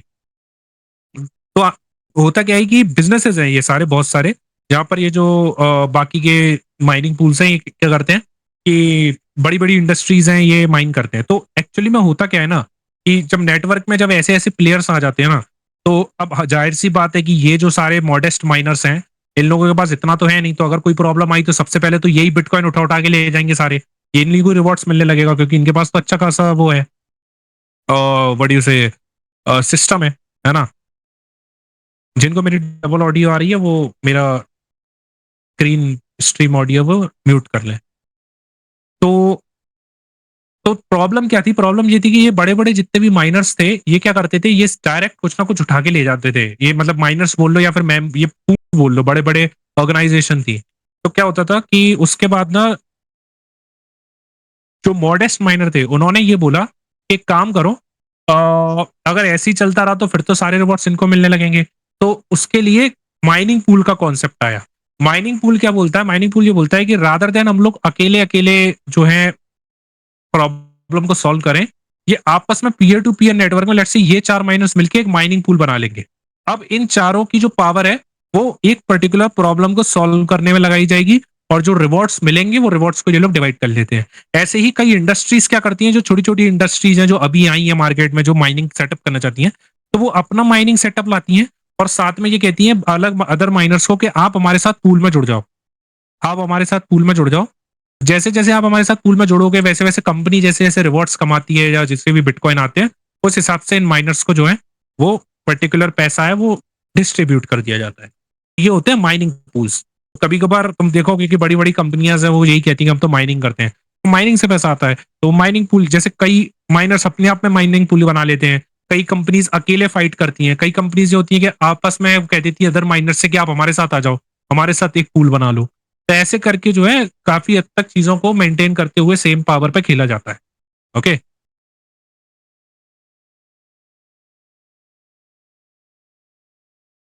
ठीक है?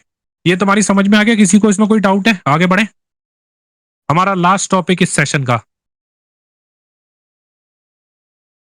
लास्ट 2 टॉपिक्स यूटीएक्सओस ट्रांज़ैक्शन और सेगविट।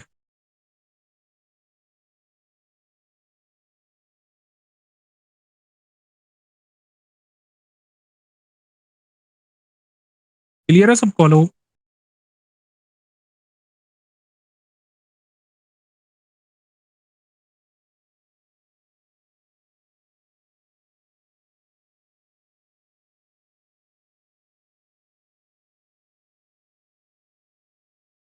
क्लियर है? ठीक है।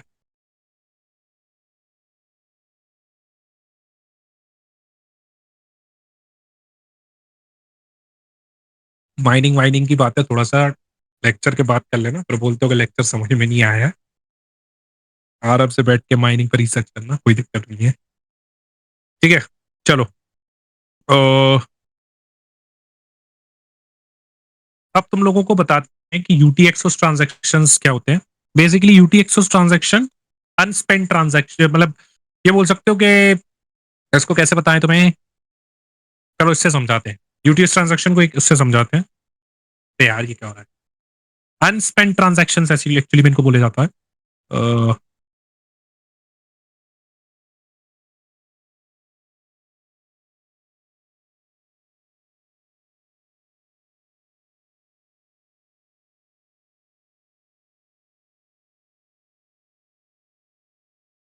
देखो मान के चलो कि तुमने जो है लेट्स से एक टी-शर्ट है।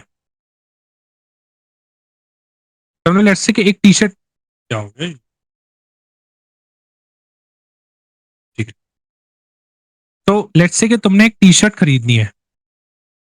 ओके, लेट्स से ज़ारा की एक टी-शर्ट है, वो तुमको खरीदनी है। तो मैंने बोला कि इस टी-शर्ट का जो रेट है या फिर प्राइस है, वो है लेट्स से 0.8 बीटीसी। तो अब ये है ये हमारे वॉलेट से वॉलेट का एक्चुअली क्या होता है, जो वॉलेट में कल तुम लोगों को समझा रहा था वो यही काम होता है कि वॉलेट क्या करता है कि वो इन सारे अनस्पेंड ट्रांजैक्शन को टोटल कर बताता है। इसका बैक एग्जांपल लेते हैं तुम्हारी बैंक में। तुम्हारी बैंक में क्या होता है, तुम्हारी बैंक में ये होता है या हम सबकी बैंक में क्या होता है कि अ, जो भी हमारे अनस्पेंड ट्रांजैक्शन मतलब जो अनस्पेंड पैसा पड़ा हुआ है, उन सबको टोटल करके बैंक क्या करता है, हमारा बैलेंस दिखाता है कि ये आपका अवेलेबल बैलेंस। मतलब लेट्स से कि अगर मैंने कहीं पर 10 रुपए की लेट्स से कहीं पर मैंने 10 रुपए की पेन खरीदी, ठीक है? अब मैंने वहाँ पर 20 रुपए का कोई पेमेंट करा, लेट्स से ठीक है, 20 रुपए दिए, तो 10 रुपए मेरे पास वापस आ गए। तुम लोग बोलोगे ये ऑनलाइन में 20 रुपए लेके 10 रुपए कौन देता है? मैं बता रहा हूँ, ठीक है? कि मान के चलो अगर तुम एक्चुअल में दे रहे हो, अगर इन हैंड पेमेंट कर रहे हो, 20 रुपए 10 रुपए का पेन लिया, 20 रुपए दिए, तो जो 10 रुपए तुम्हारे पास पड़े हैं, वो क्या है? 10 रुपए तुम्हारे वॉलेट में जो पड़े हैं वो अनस्पेंड है ना? ऐसे ही तुमने बाकी सब खर्चा करते चले जाते हो, और जो जो पैसा बचता चला जाता है वो अपने बटुए में यानी कि अपने वॉलेट में डालते जाते हो।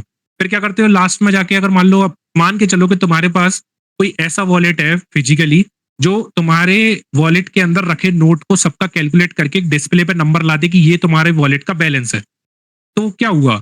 जो तुम्हारे सारे अनस्पेंड ट्रांजैक्शन थे, जो जो पैसा तुम्हारा अनस्पेंड था, जो पैसा लौट के तुम्हारे पास आया वापस, जैसे 20 रुपए दिए तो 10 रुपए जो वापस आए, वो क्या हुआ? वो अनस्पेंड ट्रांजैक्शन को सबका टोटल करके उसने तुम्हें बता दिया कितना अवेलेबल बैलेंस है। तो वही क्या होता है अनस्पेंड ट्रांजैक्शन ब्लॉकचेन में क्या होता है कि जैसे मान के चलो तुम्हें जारा की टी शर्ट खरीदनी है, और उसका जो ब्लॉकचेन में कैसे काम करता है, तो लेट्स से कि तुम्हारे वॉलेट में तुमने बहुत खर्चा किया है, तो लेट्स से कि बिरजू ने, लेट्स से ये एलेक्स एलेक्स का है, ठीक है? तो बिरजू ने एलेक्स को भेजे क्या? 0 लेट्स से 1 BTC, ठीक है? मतलब जैसे मान के चलो एलेक्स ने कुछ पेमेंट करी हुई तो इसके पास आ गए हो। फिर ऐसे ही लेट्स से अजय ने इसको भेजे हो एलेक्स को 0.7 BTC। ऐसे ही लेट्स से कि रिया ने एलेक्स को भेजे हो 0. कितने हो रहे हैं? 718। अब लेट्स से इसकी जो कीमत है वो है 0.9 BTC। तो यहाँ पे मैंने क्या करा, मैंने 1 BTC और दे दी। अब क्या होता है कि यूटीएक्सओज ये क्या हुए, ये सारे जो हैं ये तुम्हारे यूटीएक्सओज होते हैं, अनस्पेंड ट्रांजेक्शन। एलेक्स का दोस्त बॉब था, अब वो बॉब की लड़ाई हो गई यार, वो नहीं आ रहा। बॉब के बिटकॉइन एलेक्स ने चुरा लिए, दैट्स व्हाई।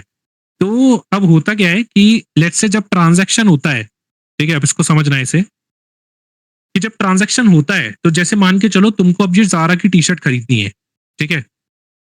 अब तुमको जारा की टी शर्ट खरीदनी है, तो सबसे पहला जो ऑप्शन है वो क्या है कि सबसे पहले तो एक काम होगा कि भैया इसमें से लेट्स से जारा की टी शर्ट, जैसे फॉर सपोज मान के चलो इस जारा की टी शर्ट जो है वो 0.9 की ना होते हुए 0.5 की है, ठीक है? तो वो क्या करेंगे, यहाँ पे देखेंगे कि ऐसा कौन सा पर्टिकुलर जो वो है यूटीएक्सओ जो मेरे इस पर्टिकुलर ऑर्डर को फिल कर सकता है, ब्लॉकचेन में देखेंगे। तो वो देखेंगे कि अजय एलेक्स के पास ना 0.7 BTC पड़े हुए हैं जो अनस्पेंड ट्रांजेक्शन है। तो वो तुमने उठाया, वो तुमने क्या करा, वो तुमने जारा वाले को दिया।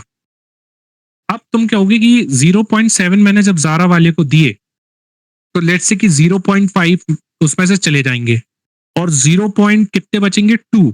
0.2 है वो मेरे पास दोबारा से मेरे खाते में आने चाहिए, मतलब ऐसा होना चाहिए कि जारा से वापस आए एलेक्स के पास 0.2, है ना? ये अनस्पेंड ट्रांजेक्शन आने चाहिए। लेकिन 0.2 नहीं आएंगे एक्चुअली में। क्यों नहीं आएंगे? क्यों? क्योंकि 0.2 इसलिए नहीं आएंगे क्योंकि 0.5 तो जारा के पास चले गए, लेकिन 0.2 में से 0.1 जो पर्टिकुलर फीस है वो ट्रांजैक्शन फीस भी जाएगी। आपके पास जो आएंगे वो आएंगे ओनली 0.1 बीटीसी, और 0.1 बीटीसी है वो किधर चले जाएंगे? वो ट्रांजैक्शन फीस के तौर पर माइनर्स को चले जाएंगे। तो ऐसे करके जो नॉर्मली अब तुम्हारा वॉलेट जो होता है, जो हम लोग अगले सेशन में पढ़ेंगे कि वॉलेट्स कैसे मेटामास्क वगैरह बनाना है। एक बात बताओ, तुम लोगों के पास टाइम है? अभी अपन लोग बस ये देखो, ये लेक्चर तुम्हारा 10 मिनट में खत्म हो जाएगा, ठीक है? इसके बाद मुझे हार्डली तुम्हें 15 मिनट देने पड़ेंगे तुम्हें मुझे। आज तुम्हारा मेटामास्क वॉलेट भी सेटअप करवा देंगे, तो तुम्हारा वॉलेट वाला तुम्हें समझ में आ जाएगा, तो तुम लोग पूरे हफ्ते के लिए ना वॉलेट के ऊपर रिसर्च करके खुद खेल सकते हो वॉलेट के साथ। तो मैं बता दूंगा कि टेस्टिंग ईथर्स कैसे ले सकते हो, तो एक दूसरे को जो ना, मतलब टेस्ट ईथर्स रहते हैं, उनकी कोई वैल्यू नहीं रहती, फेक ईथर्स होते हैं वो। तो फेक कॉइन्स को लेके, करेंसी को लेके वो करवा देता हूँ ना। तो जिनका ऑलरेडी सेटअप है उसका कोई दिक्कत नहीं है, जिनका नहीं है उनसे पूछ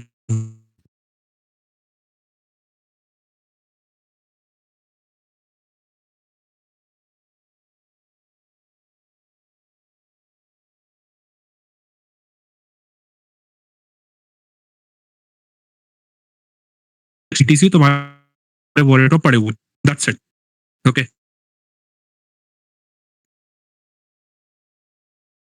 अगला है सेगविट। हम्म, सेगविट भी थोड़ा सा बाद में पढ़ेंगे। ये दो कॉन्सेप्ट है, मैं अभी के लिए स्किप करवा रहा हूँ, थोड़े से अपन लोग बाद में पढ़ेंगे। सेगविट का अगर मैं थोड़ा सा इंट्रोडक्शन दूं तो सेगविट की है, सेगविट एक्चुअली सेग्रीगेट करने के नाम पड़ा था कि होता क्या था कि मैंने बोला था ना कि एक्चुअली में ना आपको जब कोई भी ब्लॉकचेन में ट्रांजेक्शन भेजते हो तो आपको ट्रांजेक्शन साइन करने होते हैं। मैंने कल भी बताया था ये चीज। क्या हो गया?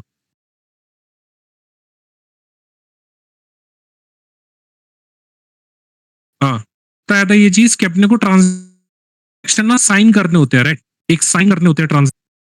तो आज अब तुम लोगों को बताता हूँ कि वो डिजिटल सिग्नेचर जनरेट होते हैं, ठीक है? अभी के लिए सेकंड में समझो कि जब वो सिग्नेचर हम लोग भेजते थे, हम लोगों को सिग्नेचर भेजना पड़ता था, ठीक है? और क्या नाम है कि बताई थी कि क्या ये सब चीजें भी ना हम लोगों को ना बेसिकली जो माइनर है वो ट्रांजैक्शन के अलावा, जैसे ये ट्रांजैक्शन T1 है, ये T1 के ऐड, ये पर्टिकुलर हम लोग को हर रन के साथ ऐड करनी पड़ती है।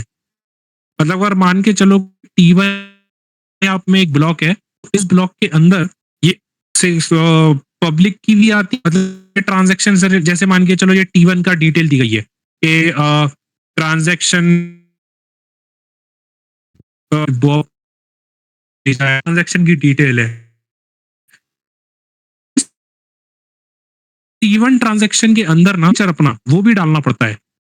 लेकिन जैसे जैसे कि ब्लॉक का साइज है वो 1 MB रहता था, तो 1 MB प्रॉब्लम ये थी कि अब पब्लिक की अगर ऐड करना है, अगर कुछ भी ऐड करना है, तो जब ऐड करते थे ट्रांजेक्शन के अंदर तो प्रॉब्लम ज्यादा स्पेस ले लेते थे। तो माइनर्स ने क्या करा कि रात ब्लॉक में ये हम की क्या प्रॉब्लम थी कि क्या चीज है, तो माइनर्स ने फिर इन चीजों को अलग से भेजना स्टार्ट करा था, क्योंकि 1 MB का ब्लॉक जो है और एक्चुअली में जो है ना इस ब्लॉक का साइज इतना कम इसलिए रखा जाता है क्योंकि जब ये डेटा जो है जब ये पीयर टू पीयर में जाता है तो फास्टली मूव कर सके।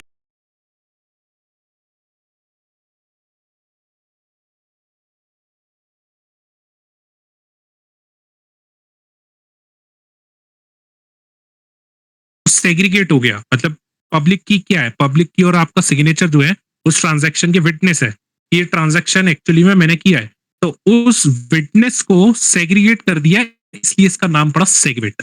अब इसको हम लोग बाद में पढ़ेंगे कभी, ये इतना ज्यादा इंपॉर्टेंट है नहीं, लेकिन पता होना चाहिए कि सेगवेट करके कोई टर्म्स है ब्लॉकचेन में जो ब्लॉक बिटकॉइन में एग्जिस्ट करती है। तो इसी के साथ भाई तुम लोगों का ताली बजाओ, आज तुम लोगों का ये वाला पूरा सेशन ये वाला खत्म होता है, ठीक है? मेरे अकॉर्डिंग मैंने अभी सिर्फ अपने दो टॉपिक्स छोड़े हुए हैं। एक है अपना क्या नाम है, ओके, उसके बाद व्हाट इज बिटकॉइन डस्ट। अब बाकी के थोड़े अब ऐसे पढ़ने को तो यार बहुत कुछ है, अभी के लिए इतना बहुत है, और इसके बाद धीरे धीरे जैसे जैसे बढ़ेंगे आगे वैसे वैसे we will learn about it. कि ऐसे तो बहुत सारे कॉन्सेप्ट्स हैं, टाइम स्टैम्प भी है, बिटकॉइन डस्ट है, बिटकॉइन में बहुत है कॉन्सेप्ट्स, तो अभी के लिए बस इतना ठीक है, लेकिन जितना जानना चाहिए। और इसके साथ साथ जैसे जैसे अपन लोग आगे बढ़ेंगे वैसे वैसे चीजें अपन लोग सीखते चले जाएंगे। अभी के लिए बस ये नोट डाउन करके रख लो कि तुम लोगों का एक टॉपिक छूट गया है, वो है टाइम स्टैम्प। दो टॉपिक छूट गए हैं, और एक है तुम्हारा, एक क्या था यार अभी मैंने बताया था, सेगविट, हाँ, एक सेगविट है, और एक है तुम्हारा डिजिटल सिग्नेचर। ये मैं अभी समझाऊंगा जब मैं तुम लोगों को अ, अभी जस्ट जैसे मैं तुम लोगों का भी वॉलेट तुम लोगों के सेटअप करवा देता हूँ। सब लोग अपने अपने सिस्टम पे हैं कि नहीं है, पहले ये बताओ फटाफट से।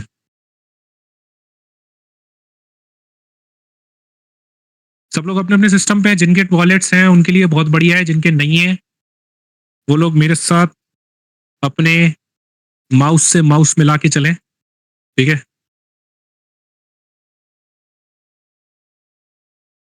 तुम लोगों के वॉलेट सेटअप कराते हैं आज। देखो, वॉलेट क्या होते हैं, वॉलेट बेसिकली मैंने तब भी समझाया तब भी समझा रहा हूँ कि वॉलेट तुम लोगों को एक पीपीटी से समझाता हूँ, या फिर मैं बताता हूँ, ऐसे ही बता देता हूँ, चलो। वॉलेट क्या होते हैं? तुम लोगों को एक पीपीटी से समझाता हूँ।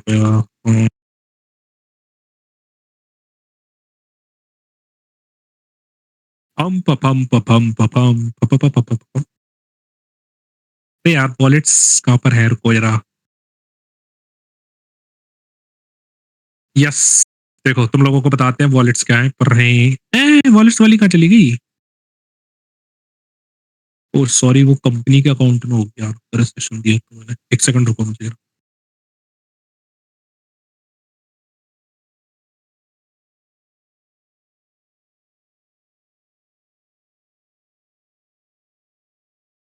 Yes, wallet presentation. एक्चुअली हमारी कंपनी की कम्युनिटी है वेब 3 ऑनवर्ड्स, तो वहां पर हम लोग जो है वो क्लोज कम्युनिटी एक्चुअली। वो बैंगलोर के, मैंने जैसे बोला था ना, टॉप कॉलेजेस के साथ उसमें है कंट्रीब्यूशन, तो उनके साथ हम लोगों के सेशंस होते रहते कंपनी में। This is like other one of the product, मतलब अगर तुम वेबसाइट जाओगे मिल जाएगी। देखो, वेब 3 वॉलेट जो है ना, वेब 3 वॉलेट एक्चुअली में जो है वो एक kind of a digital wallet है, जो मैं तुम्हें उस दिन भी समझा चुका था, तो ये सारी मैं भाषा तो मैं समझाने नहीं वाला हूँ। की कंपोनेंट्स जो होते हैं वो वेब 3 वॉलेट के अंदर, वो दो टाइप के कंपोनेंट होते हैं, एक होते हैं प्राइवेट की और एक होता है पब्लिक की। ओके, रिमेंबर, प्राइवेट की और पब्लिक की। प्राइवेट की आपका पासवर्ड होती है, पब्लिक की आपके क्या होती है, ईमेल होती है। तो यानी कि आप पब्लिक की लिखा हुआ है, पब्लिक एड्रेस जो होते हैं वो इसलिए ड्राइव फ्रॉम द प्राइवेट की, ये अभी मैं थोड़ी देर में समझाऊंगा। User to receive funds and identify the wallets on the blockchain. तो ये क्या होते हैं, वेरीफाई करने के लिए होते हैं कि ब्लॉकचेन पे कि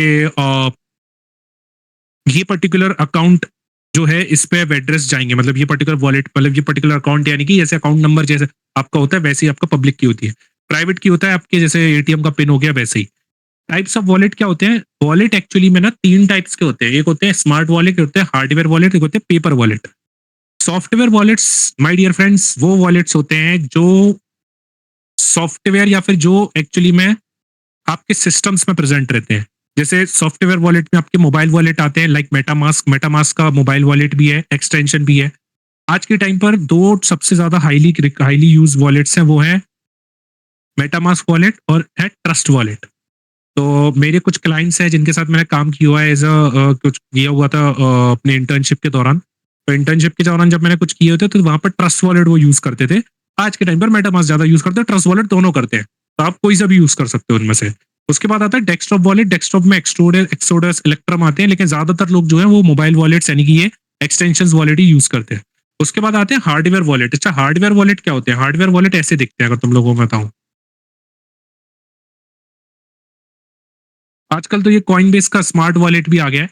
okay, that you can also use it. I am also researching on it, कैसे क्या काम करता है ये। Very best. ऐसा होता है, देखो, हार्ड वॉलेट। हार्ड वॉलेट में क्या होता है ना कि आपके ऐसे वॉलेट होते हैं, आप ऐसे बताते हो कि कितने बीटीसी आपको ट्रांसफर करने हैं और उसका एड्रेस आपका उसमें डालते हो। मतलब बड़ा छोटा सा डिवाइस होता है ये, बहुत छोटा सा। और लेजर बोलते हैं इसको कई लोग। ओके, हार्ड लेजर बोलते हैं। तो ऐसे करके यहाँ पर इसमें आप अपना जो है कंफर्म करते हो और वो ट्रांजेक्शन हो जाता है। तो बहुत बहुत माइनर सा लेजर होता है ये, तो इसको हार्डवेयर वॉलेट्स बोलते हैं। यहाँ पर ये है, ये देखो, जैसे इसमें आप इथेरियम, बिटकॉइन जो भी रखना हो, पेन ड्राइव टाइप के होते हैं ये सारे। ठीक है, तो ये हो गया। तो ये आपका होते हैं हार्डवेयर वॉलेट। अब एक होता है कि पेपर वॉलेट। पेपर वॉलेट होते हैं कि आप क्या करते हो कि आप अपने जो प्राइवेट की है उनका उनका क्या बोलते हैं, प्रिंट आउट निकाल के आप कहीं लॉकर वॉकर में रख देते हो कि भैया कल को अगर फंड्स की जरूरत पड़ी तो ये हम लोग इससे एक्सेस कर लें। तो अब अपन देखते हैं मेटामास्क कैसे इंस्टॉल किया जाता है। तो अब अपना इसका काम खत्म हो गया है, बस यही मुझे समझाना था। ठीक है?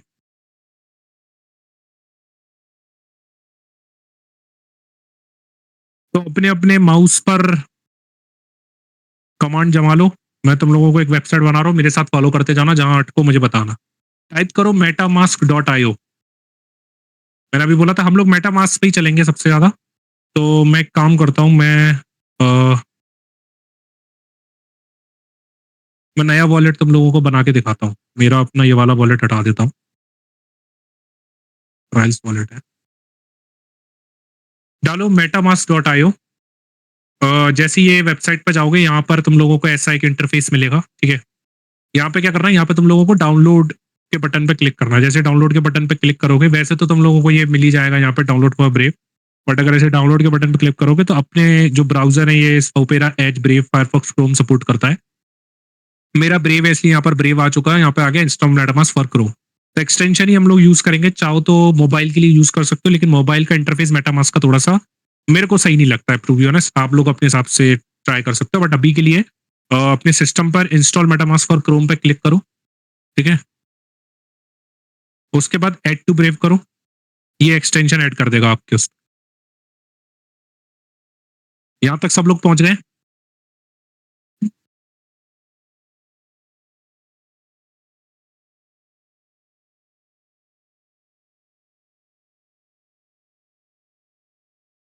किसी को कोई आपत्ति विपत्ति यहां तक?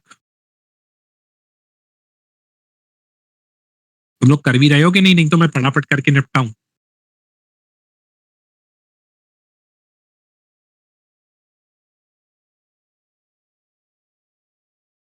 चलो मैं बता ही देता हूँ। इसमें क्या करना है, इसमें ठीक है कर रहे हो। इसमें एक काम करते हैं, इसमें आपको आई एग्री पे क्लिक करना है। क्रिएट न्यू वॉलेट पे जाओगे, आई एग्री पे क्लिक करोगे। अब यहाँ पर थोड़ा सा कान खोल लो अपने, ठीक है। ये थोड़ा बहुत लोग, तुम लोग बहुत गलती कर देते हो, मेरे को बड़ी गुस्सा आती है इधर कि ये समझते नहीं हो, फिर अपने अपने फंड्स को बैठते हो, कभी कभार कहते हो कि वो हमारा वॉलेट खो गया है। देखो, ये जो पासवर्ड है ना, ये पासवर्ड क्या होता है? ये पासवर्ड जिनको पता नहीं है उनके लिए मैं बता रहा हूँ कि ये जो पासवर्ड हो, जो पता है वो एक बार दोबारा सुन लें, क्योंकि कई बार वो लोग दोबारा से ये गलती कर देते हैं, फिर बोलते हैं कि हमारे फंड्स एक्सेस नहीं हो रहे हैं। देखो, पहली बात तो ये समझो कि मेटामास्क जो है ना वो डिसेंट्रलाइज है पूरा।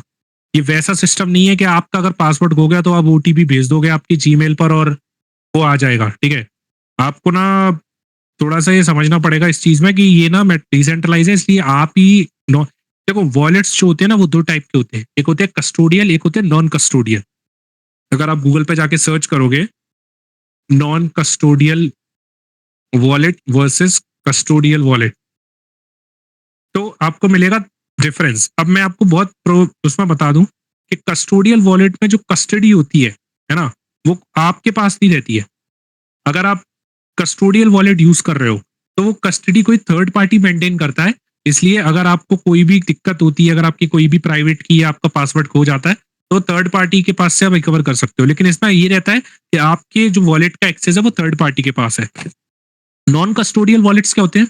नॉन कस्टोडियल वॉलेट्स वो वॉलेट्स होते हैं जिनका जो फंड्स है ना, जिनका जो फंड्स है वो प्राइवेट की आप ही के पास रहते हैं, आप ही के डिवाइस में स्टोर होते हैं, कोई केवाईसी की जरूरत नहीं पड़ती है वहां पर। लेकिन इसमें देखो प्रोस क्या लिखा हुआ है, फंड्स में be lost for ever if you lose your recovery phase. अब हम ये समझते हैं रिकवरी फेज क्या हो, थोड़े से ये यूजर इंटरफेस वो थोड़ा सा यूजर फ्रेंडली नहीं होते, लेकिन ठीक है कोई दिक्कत नहीं है।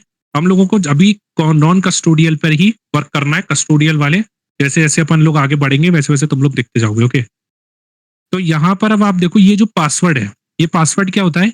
ये पासवर्ड आपका वो पासवर्ड होता है जब आप लॉग इन करते हो। यानी कि अगर मैं अपने मेटामास्क में जाऊं अभी, तो मेरे मेटामास्क में ये पासवर्ड जो पूछ रहा है ना, ये पासवर्ड क्या है? ये पासवर्ड वही है जो मैं यहाँ पे सेटअप करता हूँ।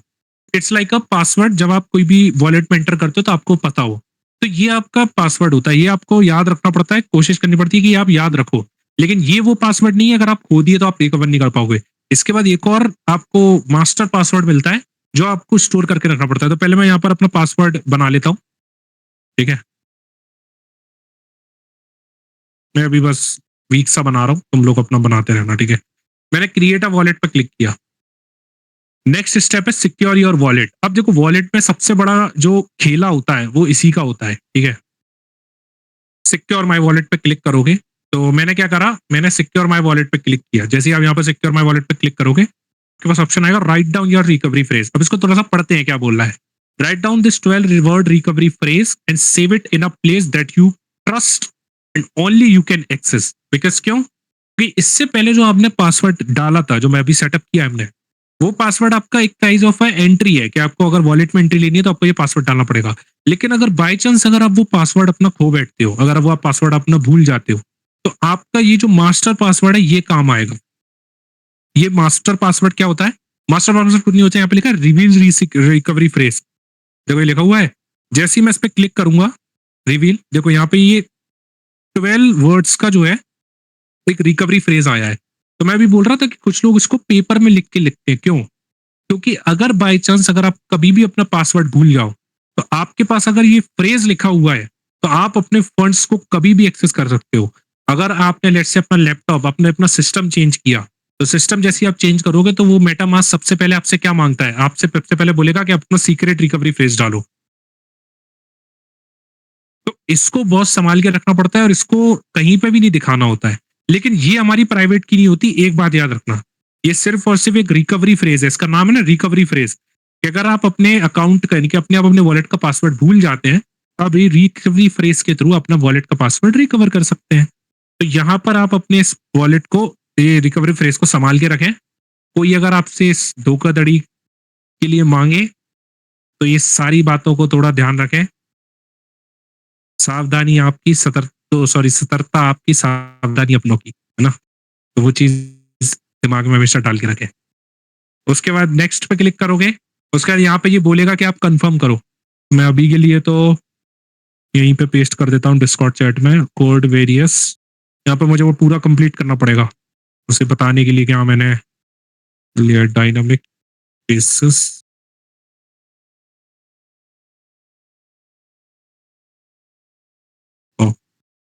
ठीक है, देखो जैसे ही मैं ये कर दूंगा कंफर्म,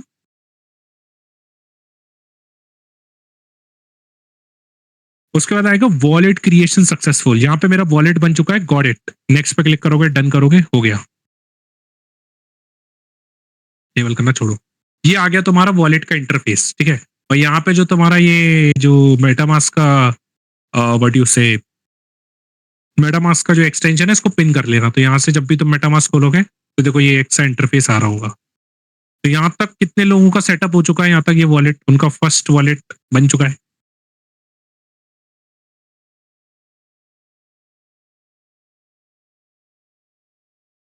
तो ठीक है, सबका सेटअप है। ओके, सेटअप है, बढ़िया है। ओके ओके, चलो। तुम्हारा क्यों नहीं हुआ है भाई? कहाँ प्रॉब्लम आ रही है? अब जिसको भी प्रॉब्लम आ रही है वो वीडियो देख लेना रिकॉर्डिंग का, ठीक है? लेकिन किसी को मेजर प्रॉब्लम नहीं आएगी जहां तक मुझे पता है। Sir GPay is custodial wallet and MetaMask is non custodial wallet. GPay अलग है यार, वो वॉलेट, वो वर्चुअल वॉलेट से आ रहे हैं, उनको इससे कंपेयर मत करो। उनका कॉन्सेप्ट अलग है चीजों का। वो वॉलेट वॉलेट जो चिल्लाते हैं उनके वर्चुअल वॉलेट्स हैं, वो एक्चुअल में वो वॉलेट नहीं है जो ब्लॉकचेन पे लाई करते हैं। वो वेब टू में 4134 का इथेरियम भी खरीद लिया। अरे क्या बात है भाई, क्या बात है, अमीरी हो तो ऐसा हो। चलो बढ़िया है। अब एक काम करो, सुनो देखो, मैंने क्या बोला था कि डिफरेंट डिफरेंट टाइप्स की ब्लॉकचेन होती हैं। जैसे आपका इथेरियम हो गया, बिटकॉइन हो गया, सोलाना हो गया। तो हमने जो जो जो डाला है ना, ये पर्टिकुलर जो ब्लॉकचेन सपोर्ट करता है।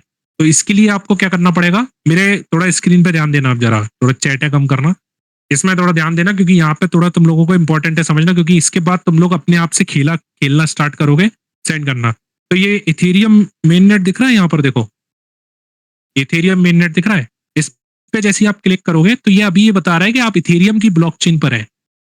देखो दो टाइप के नेटवर्क्स होते हैं ब्लॉकचेन में, एक होते हैं मेन नेटवर्क, एक होते हैं टेस्ट नेटवर्क। मेन नेटवर्क पर जितना भी कुछ चलता है, आप सेंड रिसीव जो भी फंड्स आप करते हो, वो सब असली पैसों का होता है, वो सभी आपकी असली क्रिप्टो करेंसी होती है।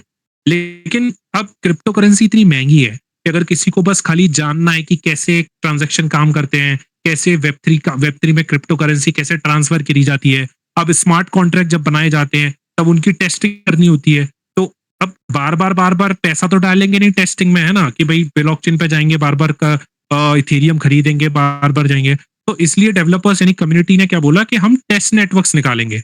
टेस्ट नेटवर्क्स वो नेटवर्क्स होंगे जहां पर क्या होगा कि जो नेटवर्क है वो टेस्टिंग के लिए यूज करे जाएंगे। आपको इथेरियम दिए जाएंगे, आपको 100 इथेरियम मिल जाते हैं, 50 इथेरियम मिल जाते हैं, 0. जितने भी इथेरियम मिलेंगे या फिर जितने भी आपको टेस्ट क्रिप्टो करेंसी मिलेंगी, वो सिर्फ टेस्ट नेटवर्क पर ही होंगी और उनकी कोई वैल्यू नहीं होगी। That's a fake currencies. Okay, तो वो बस टेस्टिंग के लिए है, लेकिन वो काम सेम टू सेम वैसे ही करेंगे जैसा मेन नेट वाला करते हैं। तो अगर आप सोचो कह रहे टेस्ट नेट पे तो कर दिया लेकिन मेन नेट पे नहीं, इसमें सबसे बेहतरीन चीज यही है कि जैसा आप लोग वेब टू में नहीं बोलते कि अरे यार लोकल में तो चल रहा है लेकिन प्रोडक्शन में गए तो फट गया कोड। तो यहाँ पे ये होता है कि टेस्टिंग जब आप करते हो, तो जब आपका अगर कोड आपका टेस्ट नेटवर्क पे चले गया, मतलब जब आप मेन नेट पे जाओगे तो कोई भी प्रॉब्लम नहीं आएगी, एक कील तक नहीं हिलेगी, कोई भी प्रॉब्लम नहीं आएगी, सब कुछ सही जाएगा। तो इसलिए टेस्ट नेटवर्क बनाए गए हैं। इट्स नॉट लाइक कि आप वेब 2 में जैसा बोलते हो कि प्रोडक्शन में जाएंगे तो पड़ जाएगा, इसमें इसलिए टेस्ट नेट को ही एज अ टेस्ट प्रोडक्शन बोला जाता है। ओके, तो नाउ अब अपन लोग तुम लोगों को बताता हूँ कि वो टेस्ट नेटवर्क एक्टिव कैसे करना है। टेस्ट नेटवर्क एक्टिव करने के लिए तुमको क्या करना पड़ेगा, ये तुम लोगों को दिख रहा है इथेरियम मेन नेट, इस पे क्लिक करोगे, शो टेस्ट नेटवर्क पे क्लिक करोगे, जैसे ही शो टेस्ट नेटवर्क पे क्लिक करोगे तुम्हारे पास टेस्ट नेटवर्क आ जाएंगे। अब हर एक ब्लॉकचेन का अपना एक टेस्ट नेटवर्क होता है, सुन रहे हो? हर एक अपने ब्लॉकचेन का टेस्ट नेटवर्क होता है, बहुत ध्यान से सुनना।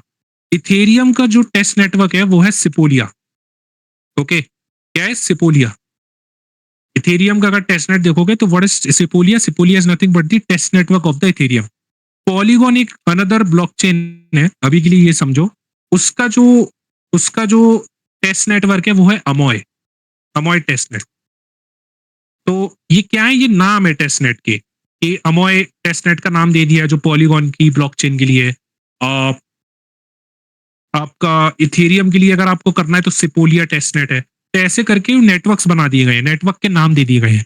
जैसे सिपोलिया आएगा मतलब हाल समझ जाएगा आदमी कि अच्छा ये तो टेस्ट नेटवर्क है इथेरियम का, टेस्टिंग के लिए। तो अभी क्या करना है आपको, अभी आपको अपने जो नेटवर्क है उसको सिपोलिया पे डाल लीजिए। तो आपने जैसे सिपोलिया पे डाला तो आपके पास ये आ चुका है। यहाँ पर देखो देखो वो उसने अपना नेटवर्क जो है वो चेंज कर लिया, दिख रहा है यहाँ पर?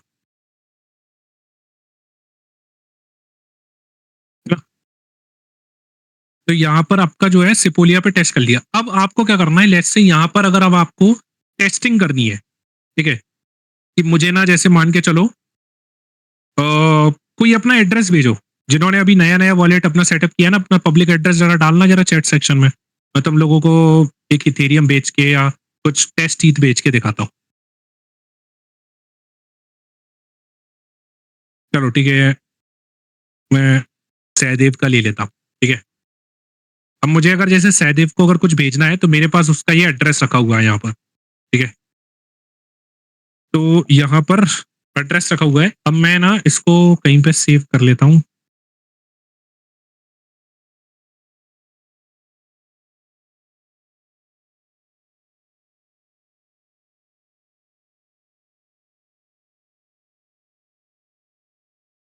ठीक है, ठीक है।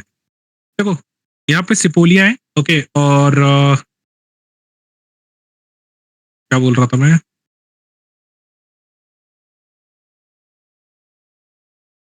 यार ये कुशल यार, एयर ड्रॉप वगैरह का ना देखो, मैं बहुत अच्छा है, तुमको कॉन्सेप्ट्स पता है, तुमको पता है एयर ड्रॉप्स क्या है, ये सब क्या है, it's good. But please like ऐसी चीज मत अपलोड करो कि जो ना पूरी क्लास को डिस्टर्ब कर दे। क्या है कि फिर लोग ना डेविएट हो जाते हैं कि वहां पे जाके एयर ड्रॉप को समझना है, ये करना है। तो it's my like humble request कि चीजों को थोड़ा सा ना, मतलब ठीक है, मतलब तुम लोग समझदार हो, ठीक है, मेरे को ज्यादा कहने की जरूरत है नहीं, है ना?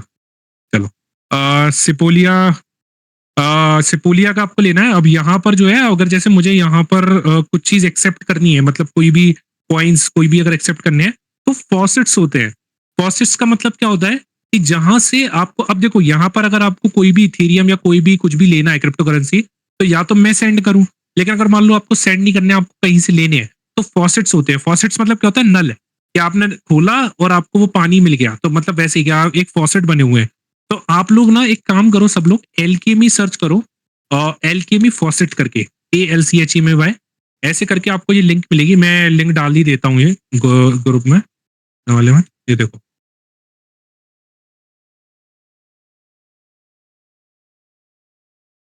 ठीक है। तो ये क्या करेगा, यहाँ से आप ना कुछ फेक ईथर्स जो हैं वो अपने अकाउंट में ले सकते हो, लेकिन इसमें यही है कि आपको रोज का 0.1 ईथी पर डे मिलेगा। ये लिमिट होती है, क्योंकि अगर आप सारे आप ही ले गए तो बाकी सब क्या करेंगे, है ना?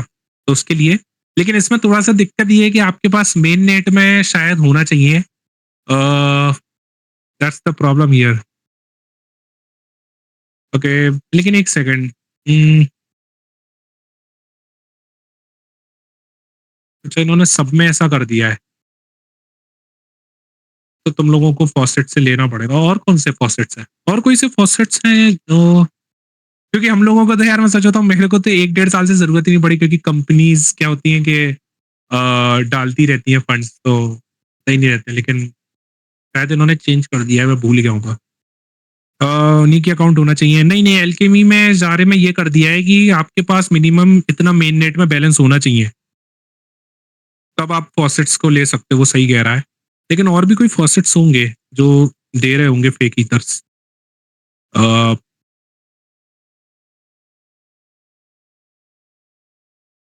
अच्छा गूगल क्लाउड भी देने लगा है क्या? वाह यार! ये कब से आ गया चीज़? Google cloud web 3 wallet address डाल के देखें क्या? चलो देखते हैं यार इस नई चीज़ है।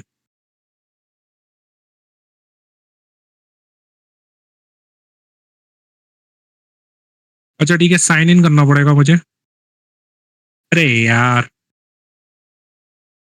एक काम करो मैं तो अभी ट्रांसफर कर कोई एक जना लेके दिखाओ जरा कोई है क्या? जरा एक बार जाओ। ये मैं वेबसाइट भेज रहा हूँ। इस पे एक काम करो, इस वेबसाइट पे जाओ अपना सिपोलिया सिलेक्ट करो, वॉलेट एड्रेस डालो, जो अपना वॉलेट एड्रेस है और रिसीव पे क्लिक करो मुझे बताओ जरा मिल रहे हैं क्या? सेम है बस अगर यहाँ पे क्योंकि मेरे पास तो मेरे वॉलेट में पड़े हैं तो मैं ट्रांसफर कर दूंगा यहाँ पर। नहीं, नहीं जिसके पास यहाँ से चेक करो एक बार कि गूगल क्लाउड फॉसेट से जाके मिल रहे हैं कि नहीं जो मैंने अभी लिंक डाली है। हाँ, ठीक है, चेक करो एक बार।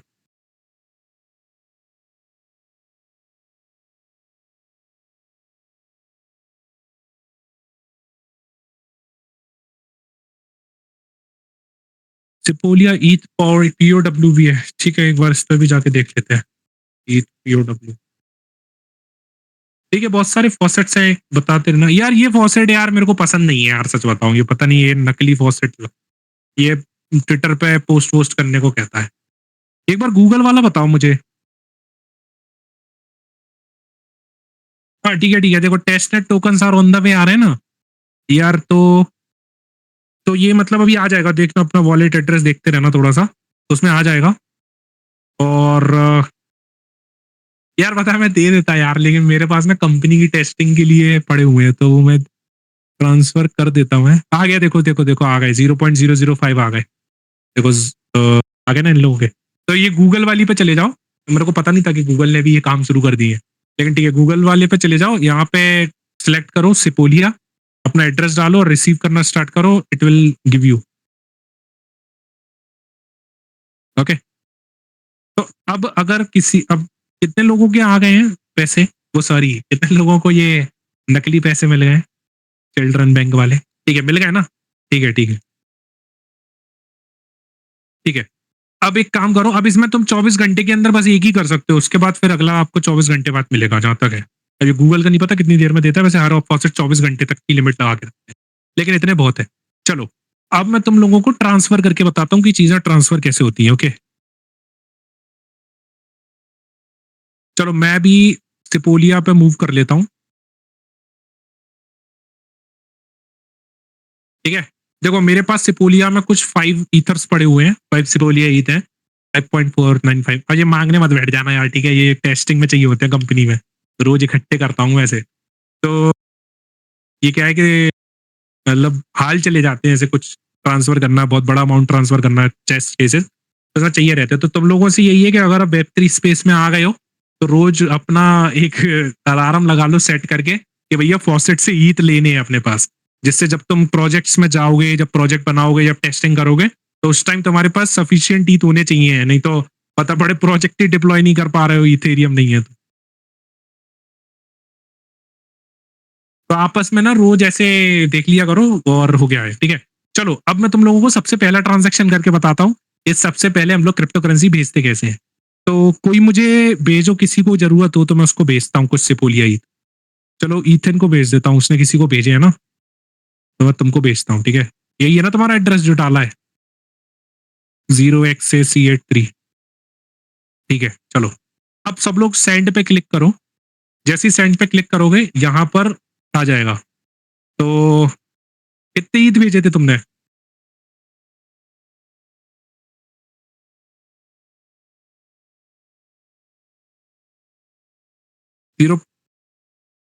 0.01 भेज देता हूँ है ना 5 ईद वाह ठीक है, चलो 0.01 भेज देता हूँ। और गूगल क्लाउड से कितने मिले हैं मुझे आइडिया नहीं है। गूगल क्लाउड से 0.05 मिले हैं ना तुमको, तो मैं 0.05 भेज देता हूँ, चलो। हाँ, तो 0.05 में भेजूंगा। तो अब क्या करना पड़ेगा तुमको, देखो दोबारा से मेरी स्टेप्स को फॉलो करना। सेंड पे क्लिक करूंगा मैं। यहाँ पे मुझे उस पर्टिकुलर बंदे का पब्लिक एड्रेस डालना है, यानी कि उस बंदे का अकाउंट नंबर डालना है, ठीक है। यहाँ पे मैंने उस बंदे का कॉपी पेस्ट करके डाल दिया। अब यहाँ पर ये मुझसे पूछेगा अमाउंट, कि अमाउंट कितना है, ठीक है। यहाँ पर मुझसे क्या पूछेगा, यहाँ पर मुझसे ये पूछेगा अमाउंट डालो, तो मैंने बोला कि मुझे भेजने हैं 0.05 सिपोलिया ई को, इस एड्रेस को। और मैं अब देखो यहाँ पर नेक्स्ट करोगे, तो यहाँ पर ये आपको बताएगा कि आपका इतना तो ईद का हो गया, उसके बाद आपके पास इतनी जो है गैस फीस लग रही है। मतलब इसको अगर सिंपल सा समझो, जब आप लोग इथेरियम पढ़ेंगे तब आप गैस फीस के बारे में जानेंगे, बट इतना समझो कि ये ट्रांजेक्शन फीस हम लोगों को देना पड़ रही है यहाँ पर, ठीक है, जो कि है 0.00000315 ठीक है। तो लगभग मुझे इतना देना पड़ेगा। अब देखो यहाँ पर ये चेंज होता है हर 60 सेकंड में, जो है मार्केट का जो रेट है वो चेंज होता है। तो मैं अब यहाँ पे जैसे ही कंफर्म कर दूंगा, तो ये कुछ टाइम लेगा, 10 सेकंड लेगा, 10 से 15 सेकंड। और 10 से 15 सेकंड के अंदर जो है ये ट्रांजेक्शन सक्सेसफुल हो जाएगा, और जो वो मैंने एड्रेस है उसके पास ये चला जाएगा। अब इसको अपन लोग ब्लॉकचेन पे देखेंगे कि ये दिखता कैसे है ट्रांजेक्शन। ओके, कंफर्म हो गया। देखो कंफर्म हो गया। एक बार कंफर्म करना तुमको रिसीव होगा इथेरियम, चेक करो जरा अपने वॉलेट में।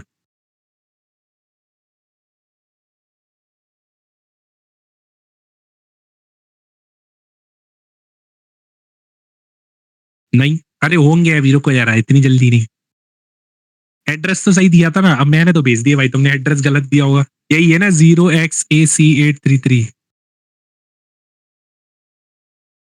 ठीक है, चलो इसको जब तक अपन लोग ब्लॉकचेन पे देखते हैं कि ये ब्लॉकचेन पे कैसा दिखता है, ठीक है। तो यहाँ पे देखो एक आ रहा है व्यू ऑन ब्लॉक एक्सप्लोरर करके ऑप्शन। जैसे ही आप ये क्लिक करोगे, आप पहुंच जाओगे sepolia.etherscan.io। ये होती है हमारी एक्चुअल में ट्रांजैक्शन की हिस्ट्री। यहाँ पे आप सारा ट्रांजैक्शन देख सकते हो। ये होता है हमारा लेजर एक्चुअल में, जिसे हम बोलते हैं ना कि कहाँ पे ट्रांजैक्शन हैं। अगर मैं यहाँ पे blockchain.com सिपोलिया इस पे जाऊं, तो ये सारे ट्रांजैक्शन हैं, जिनको मैं कोई भी ट्रांजैक्शन में खोलूंगा मुझे सब डिटेल्स मिल जाएंगी। This is called the transparency, जो हम लोग सुन रहे थे वहां पर। ये ब्लॉक नंबर है, ठीक है। ये टाइम स्टैम्प है जिसकी मैं बात कर रहा था आज ही। ट्रांजैक्शन हैश क्या होता है, ट्रांजैक्शन हैश होता है आपके ट्रांजैक्शन की रिसीट। जैसे आप कोई भी ट्रांजैक्शन करते हो तो हर एक ट्रांजैक्शन की रिसीट बनती है ना, एक एक यूनिक नंबर होता है जिसकी वजह वो ट्रांजैक्शन नंबर है। यहाँ पे वो ट्रांजैक्शन नंबर ना बोल के हम लोग यहाँ पे बोलते हैं ट्रांजैक्शन हैश। ट्रांजैक्शन हैश मतलब कि उस ट्रांजैक्शन का अगर एक्सेस करना है तो आपके पास ट्रांजैक्शन हैश होना चाहिए। अगर आपके पास ट्रांजैक्शन हैश है तो आप सारी डिटेल्स ले सकते हो वहां से। तो देखो यहाँ से मेरे को सब पता चल रहा है कि ये कौन किसके एड्रेस से ये कॉल हुआ है, कौन सा अकाउंट एड्रेस है, किस अकाउंट एड्रेस के पास गया है। तो आप अब अपना देखते हैं। तो देखो मैंने जो अभी ट्रांजैक्शन किया था वो अभी चल रहा है, ठीक है। अभी वो जाके सक्सेस हुआ है। देखो मैं आज कल ही मैं बता रहा था शायद कि 6 ब्लॉक्स तक का कंफर्मेशन लेना चाहिए। देखो यहाँ पे लिखा हुआ है कि 7 ब्लॉक तक का कंफर्मेशन नहीं मिल जाता तब तक ये घूमता रहता है। जैसे ही 7 ब्लॉक का कंफर्मेशन मिल जाएगा उसके बाद इट विल गोना से कि okay fine, now this is success. Otherwise वो किस में चला जाएगा, ऑर्फन ट्रांजैक्शन, यानी ऑर्फन ब्लॉक में चले जाएंगे वो सारे। तो इसलिए बोला जाता है कि कम से कम 6 से 7 ट्रांजैक्शन बिटकॉइन में भी आप लोग वेट करते हो, और तभी ट्रांजैक्शन जो है वो सक्सेस माना जाता है, ठीक है। उसके बाद देखो यहाँ पर ये ट्रांजैक्शन हैश है। उसके बाद अब तुम जब तक आने तक 16 ब्लॉक हो चुके होंगे, तो मतलब जब मैंने ट्रांजैक्शन किया तो अब तक 7 हो चुके हैं, 16 हो चुके हैं। अगर जैसे तुम और जाओगे तो जैसे कोई भी ब्लॉक देख लो, पुराने देख लो, इसके तक देखोगे तो इसके तो शायद इसका 1 ब्लॉक कंफर्मेशन हुआ है अभी, पता नहीं। तो इस तरीके से ये फ्रॉम है और ये टू है। तो फ्रॉम में मेरा एड्रेस आ गया है यहाँ पर, ठीक है, ये मेरा एड्रेस है। और 0xB47 तुम देख लो, ये मेरा एड्रेस है यहाँ पर, ये मेरा अकाउंट का एड्रेस है। और टू है अपनी 0xAC, जो तुम लोगों का एड्रेस था, वैल्यू था। ट्रांजैक्शन फीस अपनी लगी है इतनी, लगभग लगभग $0 हो गई। लेकिन ये एक्चुअल में देखोगे, एक्चुअली क्या होता है कि जो क्रिप्टो करेंसी होती है वो 18 डेसिमल तक चलती है। मतलब 18 डेसिमल तक आप उसको रीड करते हो, यानी कि अगर आप 0.00000001 भी लिखोगे तो अभी वो एक्चुअल में ट्रांजैक्शन होगा उसका, क्योंकि वो 18 डेसिमल तक चलती है। बस बाकी सब यही है, बाकी सब अपन लोग जब इथेरियम पढ़ेंगे तब जानेंगे इसके बारे में। ठीक है। यस, बस यही है।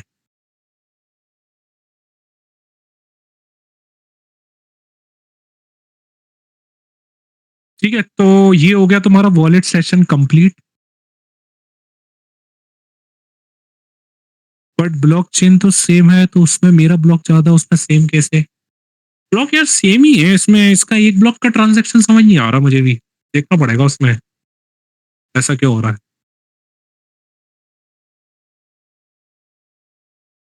अभी देखो ये 16 17 ब्लॉक हो गया है, मतलब अब तक 17 ब्लॉक से माइन हो चुके हैं। तो ऐसे करके ये बढ़ता जाता है कि कितने कंफर्मेशन आपको मिल चुके हैं अभी तक, बताता जाता है। उस ट्रांजैक्शन का मेरे को समझ नहीं आ रहा, शायद वो पुराना पैसा हो पहले वाला।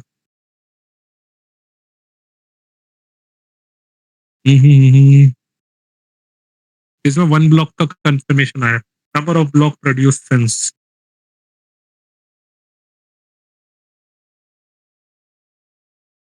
अच्छा सॉरी, ये इसलिए हो रहा है ऐसा क्योंकि, हाँ समझ गया मैं।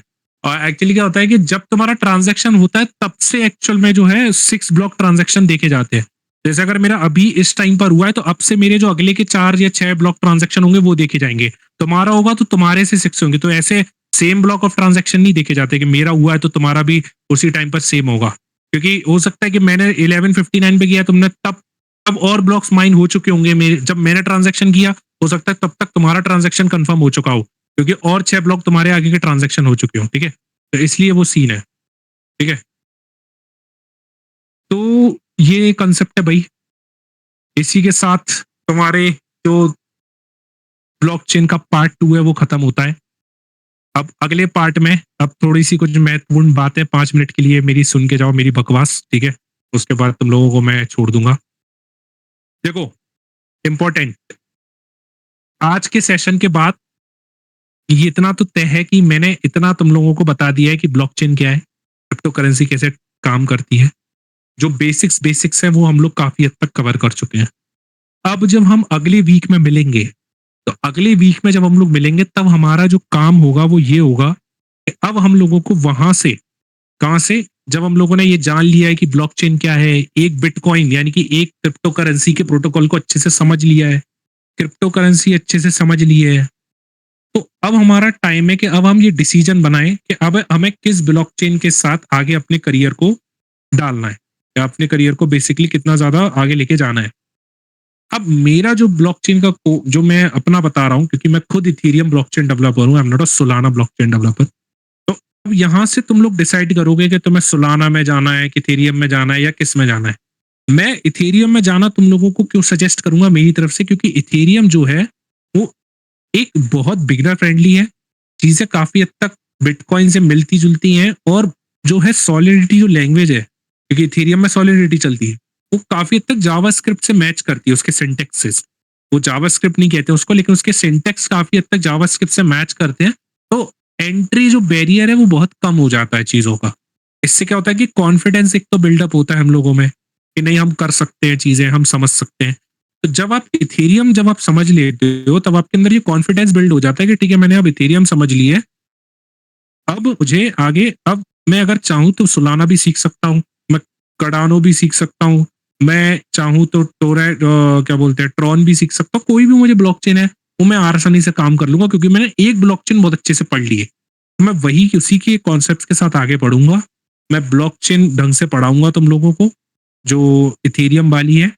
उसके बाद देखो, इसमें भी मैं तुम्हें बता दूं, इसमें भी हम लोग अभी कोडिंग नहीं करेंगे, इसमें भी हम लोग अभी थेरियम पढ़ेंगे। तो अगले ये मान के चलो 2 दिन, यानी कि अगले एक हफ्ता और मान के चलो। तो आज क्या हुआ है, आज कैलेंडर को अगर मैं खोलूँ तो मतलब ये मान लो कि अगला जो लास्ट वीक है, तो ये हमारा लास्ट 21 और 22 हमारा जो है वो बेसिकली लास्ट होगा इसका, ब्लॉकचेन का।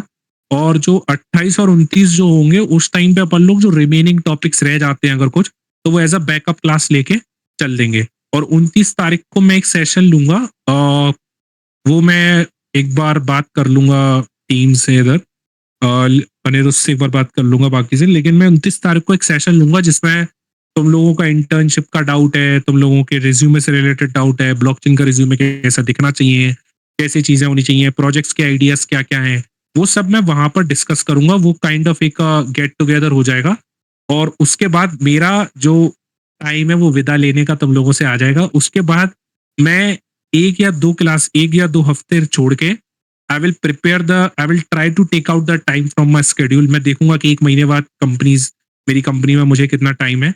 उसके बाद मैं टाइम मिलेगा तो I will come and design the syllabus for the solidity. Okay, तब तक 2 हफ्ते का तुम्हारे पास टाइम रहेगा। चीजें अगर हो जाती है तो बढ़िया है, और अगर मुझे ऐसा लगा कि नहीं ठीक है, मेरे को टाइम मिल गया और कंटिन्यू कर देंगे, तो मैं अगले पार्ट से कंटिन्यू कर दूंगा। लेकिन उसकी मैं कमिटमेंट अभी नहीं कर सकता। मैं मुझे खुद को नहीं पता है कि अभी आने वाले टाइम में मेरे पास क्या लोड आ जाए। तो जैसे जैसे मेरे पास अभी मेरे को पता था कि मैं इस वीक में थोड़ा फ्री रह सकता हूँ, इसलिए कोई प्रॉब्लम नहीं है। लेकिन अगर मैं तब भी फ्री रहा तो मैं इसी क्लासेस को कंटिन्यू कर दूंगा सॉलिडिटी। अदरवाइज मैं थोड़ा टाइम लेके वापस आऊंगा तुम लोगों को पढ़ाने के लिए। लेकिन अभी के लिए जो है वो मैंने तुम लोगों को बताया ये चीज कि इथेरियम का जो ब्लॉकचेन है वो अपन लोग अभी अगले 4 जो वीकेंड्स हैं उसमें कंप्लीट करेंगे। तुम्हारा गाइडेंस पूरा करवा देंगे, प्रोजेक्ट से रिलेटेड, रिज्यूमे से रिलेटेड, इंटर्नशिप से रिलेटेड कैसे है जो भी तुम्हारे हैं। उसके बाद मुझे टाइम मिलेगा तो मैं आऊंगा, वरना कम्युनिटी में तो मैं हूँ ही हमेशा। ठीक है, हमेशा से हूँ। और ये नहीं है कि मैं आधा छोड़ के जाऊंगा, कोशिश करूंगा। मैं अभी से कोई कमिटमेंट नहीं करना चाहता कि कमिटमेंट कर दूं तुम लोग मेरे भरोसे बैठ जाओ, फिर मुझे अच्छा नहीं लगेगा कि मैं बाद में जाके बोल दूं कि नहीं पढ़ा पा रहा हूँ। मैं उतनी कमिटमेंट करना चाहता हूँ जितनी मैं फुलफिल कर सकूं। So that's the plan for the upcoming 4 days. I would highly recommend you guys to attend that classes. It would benefit for you. और 29th को मैं कोशिश करूंगा कि काफी चीजें तुम लोगों को क्लियर कर दूं जो तुम्हारे डाउट्स हैं प्रोजेक्ट से रिलेटेड।